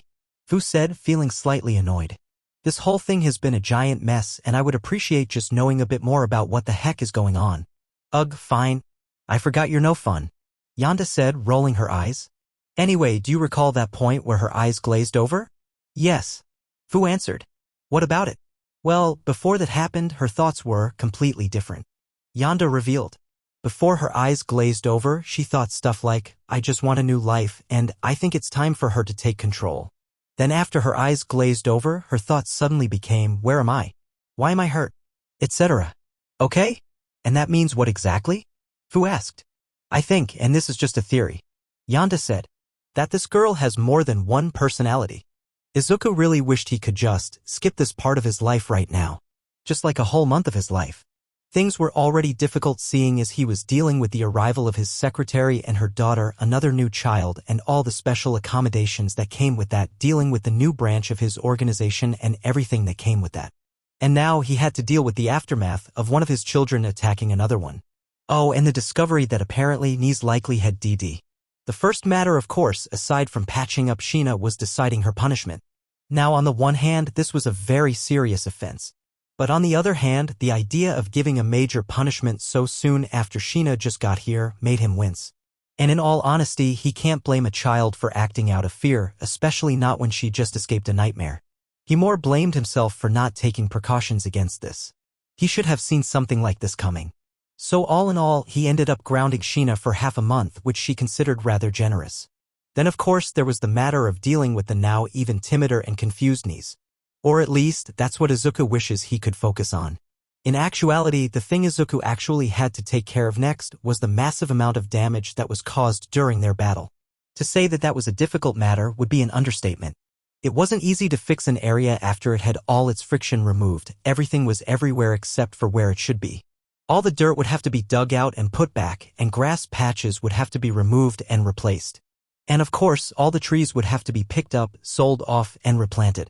And the amount of paperwork that was required made up a stack almost as big as his head.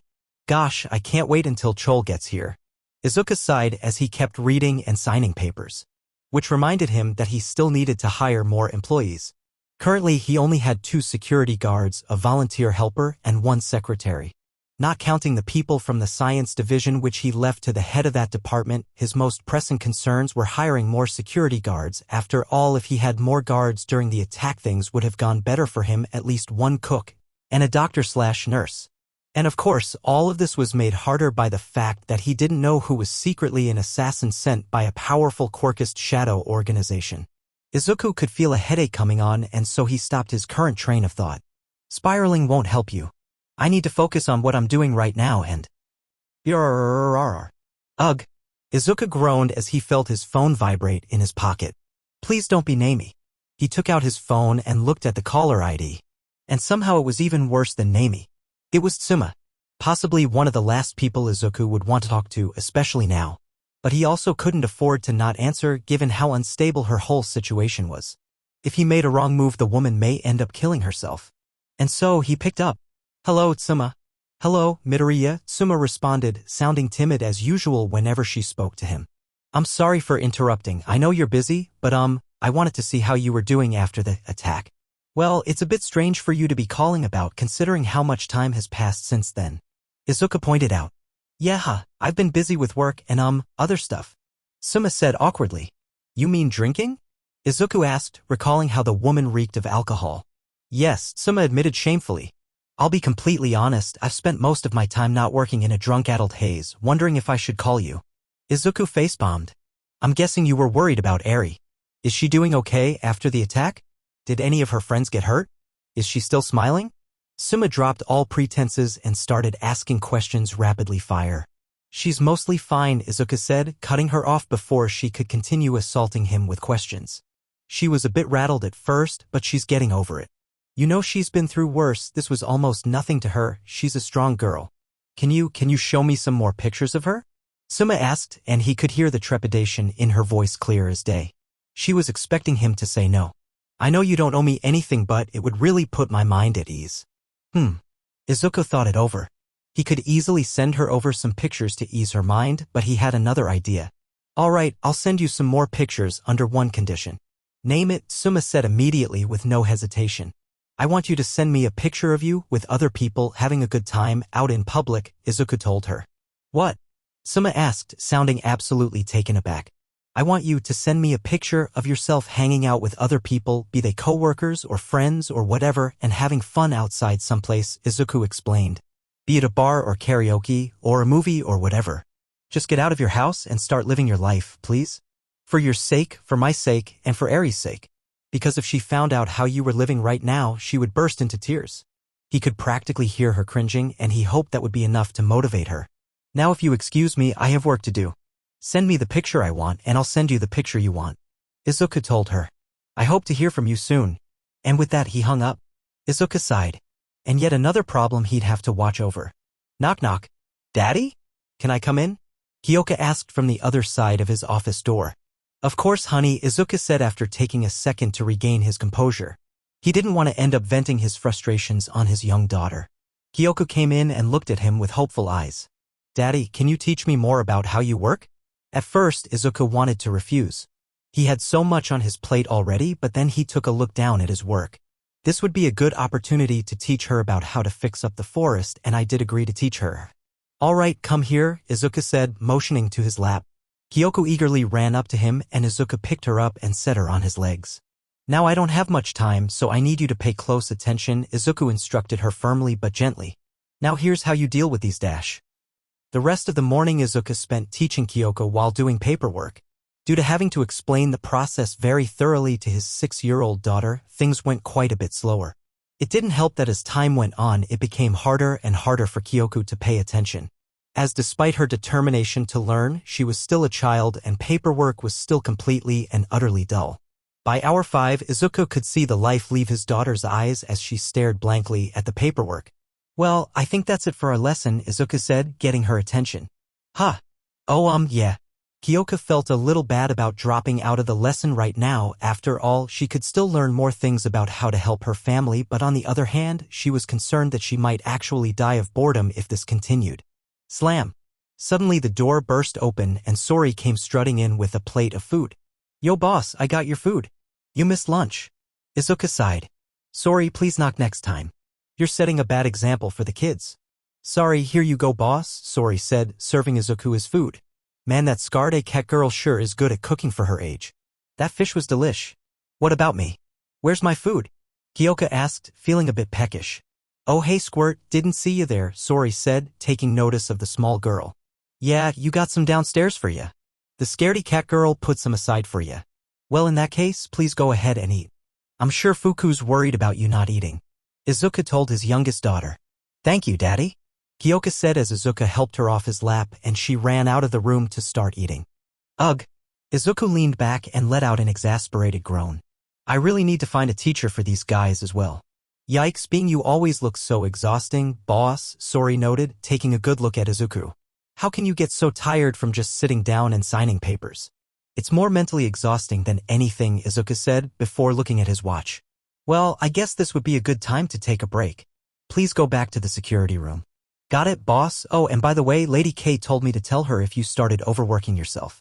And said that if you do, she's gonna come in here and make you take a break. Sori warned him casually. Yeah, that sounds like her all right. Izuka chuckled. Lady K sure loves you a lot.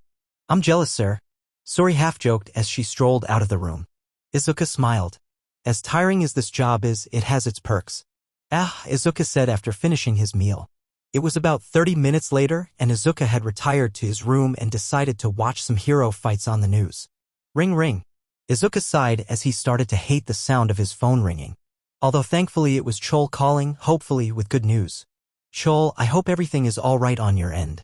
Izuka greeted. So far yes, Chol said, her voice sounding a bit tense. We're at the airport now. Cassie is staring down anything that looks at us wrong, and I have to keep her from doing something that'll get her cancelled on social media again. Sometimes I swear it feels like I'm the older sister. I understand the frustration, Izuka said with a slight laugh. And it's good to hear you're safe. Any sign the government tailing you or doing anything suspect? None so far. Hopefully the realized getting into a fight with their own #1 hero isn't worth it, Chol said. But we can never be too sure. Should you be saying stuff like that in front of Alice? Izuku asked, concerned for the younger girl. Oh, Alice is with Cassie. They're using the bathroom while I make this call, Chol explained. And don't worry, I have a panic button on me. If anyone tries anything while they're gone, Cassie will literally burst out of the bathroom and deal with it. And you're 100% sure that the star and stripes you gave Alice to was the real one and not a shapeshifter sent by the government? Izuku asked. Fuck. Chol cursed as she realized that was a possibility. I gotta go. I'll text you before I get on the plane if everything goes well. Bye. And with that, she immediately hung up, leaving Izuku with a pit in his stomach. Please be okay. Izuka sighed as he forced himself to move on from that situation. At the moment he couldn't do anything for them, so he'd have to just focus on all the things he could do right now. Well, I finished all the paperwork that needed to be done by today, so I guess I can take care of that niece situation. Izuka thought to himself. Niece had been locked up in her new room, which now had a door similar to Fuku's and could only be opened if she allowed it, making her feel a bit safer than before. Still, the poor was, justifiably, terrified of being attacked again and refused to let anyone but Fu and Sanson enter her room, seeing as those two had protected her. Izuka hoped that she would still think of him as a friend as well as approached her door. Bang bang bang. Izuka knocked on the hard metal door and winced a bit as he realized how loud and scary that might sound to someone like Nice in her current condition. Maybe I should add a doorbell. Hi Nice, it's me Izuku. Izuka said in the safest tone he could muster. I'm sorry about what happened yesterday. If you don't want to let me in, that's dash. Suddenly, the door opened and Izuku was grabbed by Nisa's vectors. Before Izuku could even realize what was going on, he was forced into Nisa's room and felt Nise attached to his chest. Whoa. Izuku was barely able to stay standing as Nise clung to him. Nice dug her head into his chest and Izuku could hear sniffling as well as feel tears soak into his shirt. Once Izuku managed to get his balance, he closed the door behind him and wrapped an arm around Nise. Hey, it's okay, Izuku whispered to her as he used his other arm to rub circles into her back. I'm so sorry all that happened to you after I promised you'd be safe. It won't happen again. I swear. They all hate me. Nise sobbed, her voice muffled by Izuku's chest. Everyone but Fu and the acid girl. That's not true, Izuku assured her. Yes, some of the others don't like you as much. But even they wouldn't dream of attacking you like that. Sheena was she had a special reason for doing what she did. It was still wrong, but she was just very scared. No one here is bad, but they can do dumb things sometimes. But I've talked to everyone, and I've made sure no one will attack you like that ever again. They spent the next few minutes in a calming embrace as Izuku did everything he could to try and help ease the poor girl. Eventually, her crying subsided, but she still clung to Izuku like her life depended on it. What do I do? Nise asked through her sniffling. You don't have to do anything, Izuku assured her. All you have to do is show them that you don't mean any harm and they'll trust you. It just takes time. Until then, you don't have to do anything that makes you feel scared or uncomfortable. Nise didn't say a word back, only taking in Izuku's words and using him for comfort. I know things seem bad, but I promise you that they will get better, Izuku swore to her. You just have to be patient. Can you stay with me for a while? Nise asked sheepishly. Izuku sighed internally. He was going to have extra work to do tomorrow. Of course. I'll stay as long as you want. Izuku slightly regretted saying that. Because as it turns out, for as long as she wanted was basically the whole day. It's not that Izuku didn't want to spend time with her, he actually quite enjoyed himself. Introducing and watching shows with her, playing some games, he even started guiding her on how to control her emotions. He just dreaded how much work he'd have to make up for tomorrow. But on the bright side, he did have time to get a head start on it as Nise had fallen asleep soon after dinner. Izuku tucked Nise into bed, putting the blanket over her and making sure she was comfortable. Alright, now I can try and catch up on some of my work. Izuku thought. Ding. Or maybe not. Izuku facepalmed and hoped that this wasn't yet another thing to be put on his plate. Thankfully, it was a text from Chol with good news. It read, "Thank you so much for bringing the shapeshifting thing. They tried that twice. Thankfully Cass took care of them. I'm on the plane now. Should be here by tomorrow. I'll be ready to work." Izuku smiled. Well, looks like tomorrow won't be so work-heavy after all. Thank you for accompanying me, All Might. It's always nice to talk to you again. Izuku and All Might were currently in the back of a car, one with a very large roof to accommodate his size, waiting outside the airport.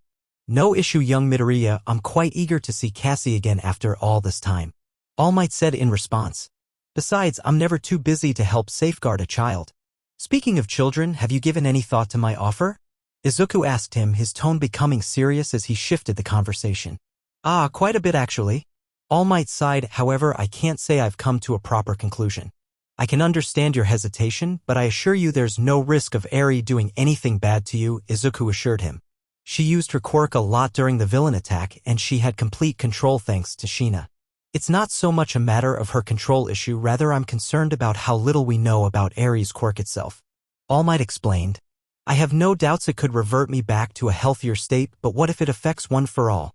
Or rather the embers left behind by One for All. Can it really recreate a quirk that powerful? Or at least restore my embers back to full power, or keep them at their current power? What if it runs into a similar issue that other reality-bending quirks run into, in that it has a limit to its power? What if it can't recreate One for All's power and just takes away my remaining power, or makes it weaker? That caused Izuku to pause for a moment before looking down and going into a mutterstorm as he contemplated All Might's suggestion. Young Midoriya? All Might poked Izuku, causing him to flinch out of his mutterstorm. Oh, sorry. Izuku apologized. But you're right, I can't say that's not a risk.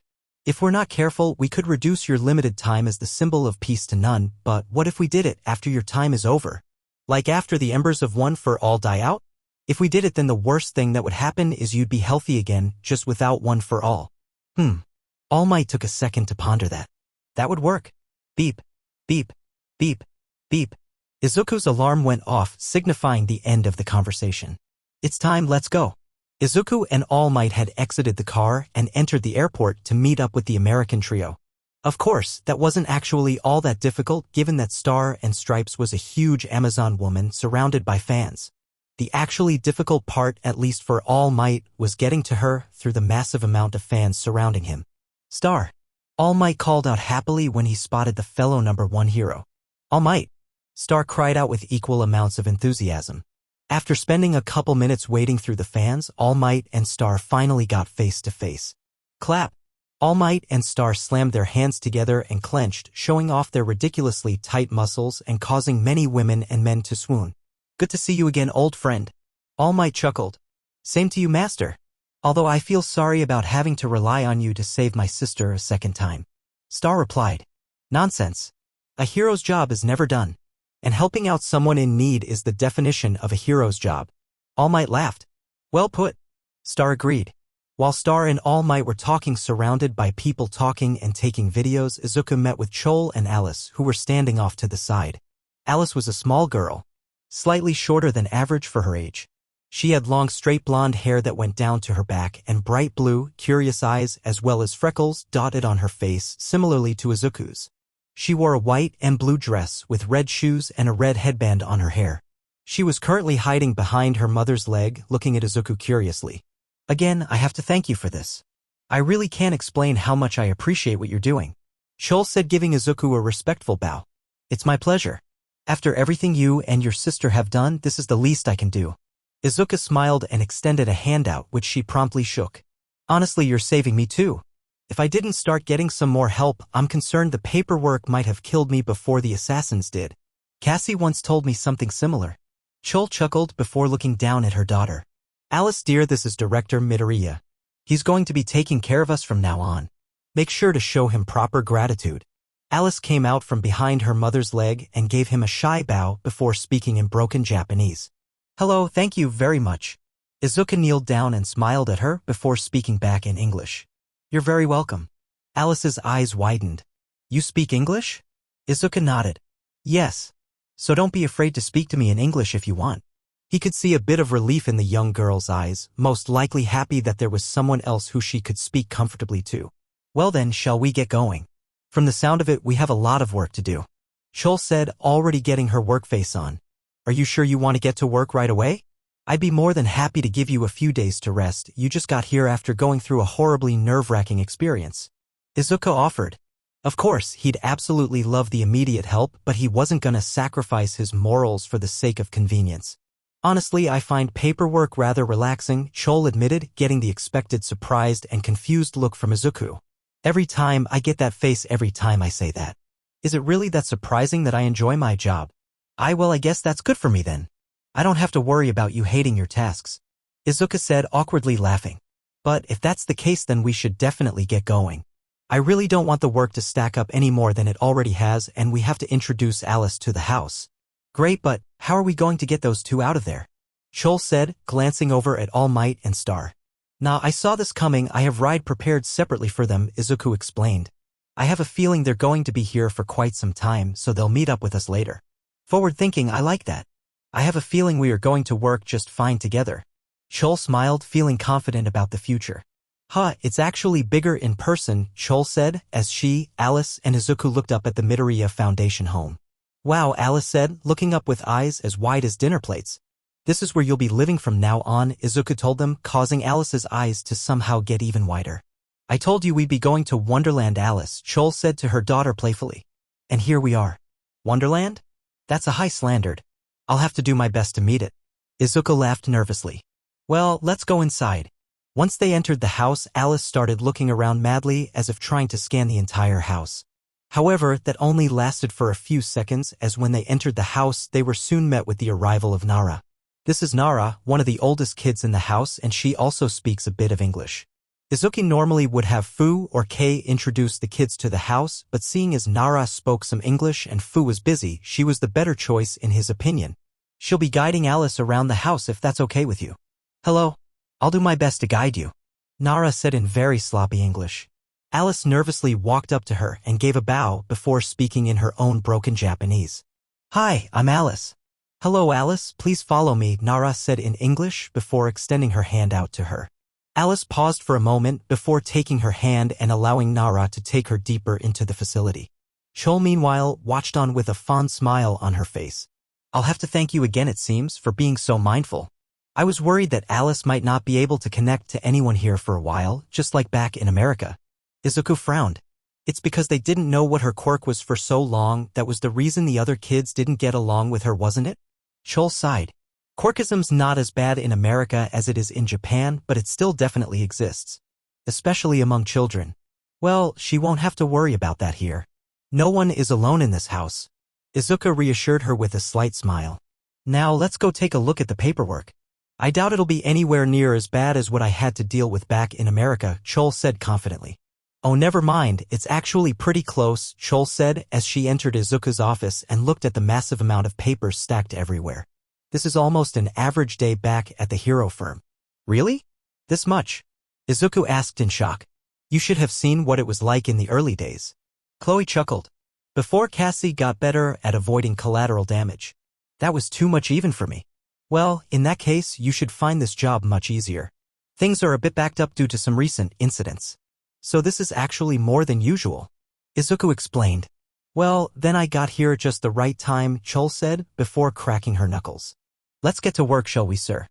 And this is your room, Nara explained in English to Alice, showing off her new room from the doorway. Alice took a look around.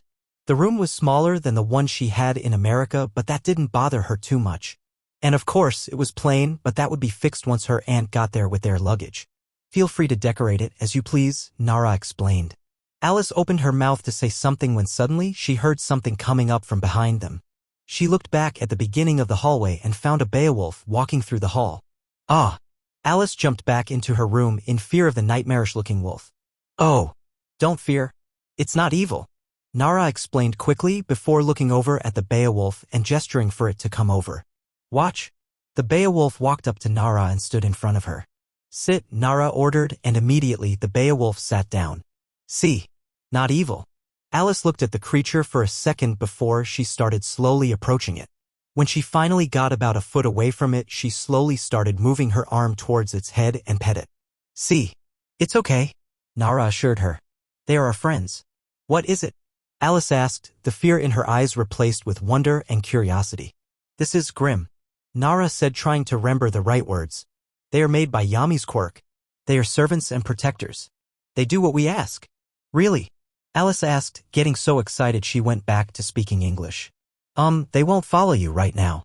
Yami has to give you permission and Yami is not here. Nara explained, causing Alice's expression to fall. But I can give them orders for you. Once more, Alice's eyes lit up. Can I ride it then? Nara smiled at her adorable enthusiasm. Sure, it'll keep our feet from getting tired anyway. Alice was smiling so much her mouth almost hurt as she and Nara rode atop the Beowulf down the stairs. So what's this made of? Alice asked excitedly, looking down at the inky black fur of the Beowulf. Negative emotions, Nara explained in English. It was really hard to speak in English this much, but she was actually glad. This was a real test of skills. Yami takes negative emotions and makes them into monsters. Cool. Alice gushed as she started poking and prodding the Beowulf. Nara giggled. This girl's adorable. As they were talking, the Beowulf brought them into the cafeteria. This is where we eat, Nara explained. Are you hungry? Alice nodded. Can I have Japanese food? Okay. Nara nodded. Beowulf kitchen. The Beowulf started walking toward the kitchen. When they arrived, they opened the door to the kitchen and found Fuku inside, listening to music with her earpods and getting ready to cook some fish she caught earlier. Fuku hummed as she pulled out some pots and pans before turning around and seeing the two girls and Beowulf. Ah, wait, it's just Nara. Oh, don't scare me like that. I almost let out my gas. Gas, ew. Alice wondered if she understood that correctly or if she got her Japans wrong again. Sorry, Fuku, I just wanted to make some food for our new friend here, Nara said, before moving slightly to reveal Alice behind her. Oh, Fuku said, slightly more nervous in the presence of a new person. Hi. Hi, Alice said back. This is Fuku, she's so be gentle please, Nara told Alice in English. But she's really good at cooking. Nara then turned back to Fuku. Speaking of which, Fuku, could you make us some of whatever you were making? Okay. I was gonna make some sushi. Are you okay with that? Fuku asked nervously. Yes, Alice answered, understanding the bulk of what she said. I'll have some too, thanks, Nara said. Maybe make some for Zuka too. I bet he must be miserable with all that paperwork. Ugh. I can't believe we're halfway done. Izuka collapsed back into his chair. The progress the two had made was astounding, or rather the progress Chol had made was astounding. Izuka looked up at Chol at her own desk and noticed that she was completely focused in a world of her own. Her hands moved faster than Izuku thought possible for a normal human as she typed stuff on her computer with one hand and signed papers with the other. It seemed the Bates sisters were masters in their respective professions. She really did save me. This is great. Izuka smiled and leaned back. Now I just have to deal with getting Jin here, getting Yami back, creating more Grim, getting the science division settled, and of course, getting all the children acclimated and hiring more people, and then things will go back to normal. Well, at least I don't have to worry about the paperwork so much. And that's it for today. I hope you enjoyed. If you did, please like, subscribe, share the video, and support the original writer. See you in the next video.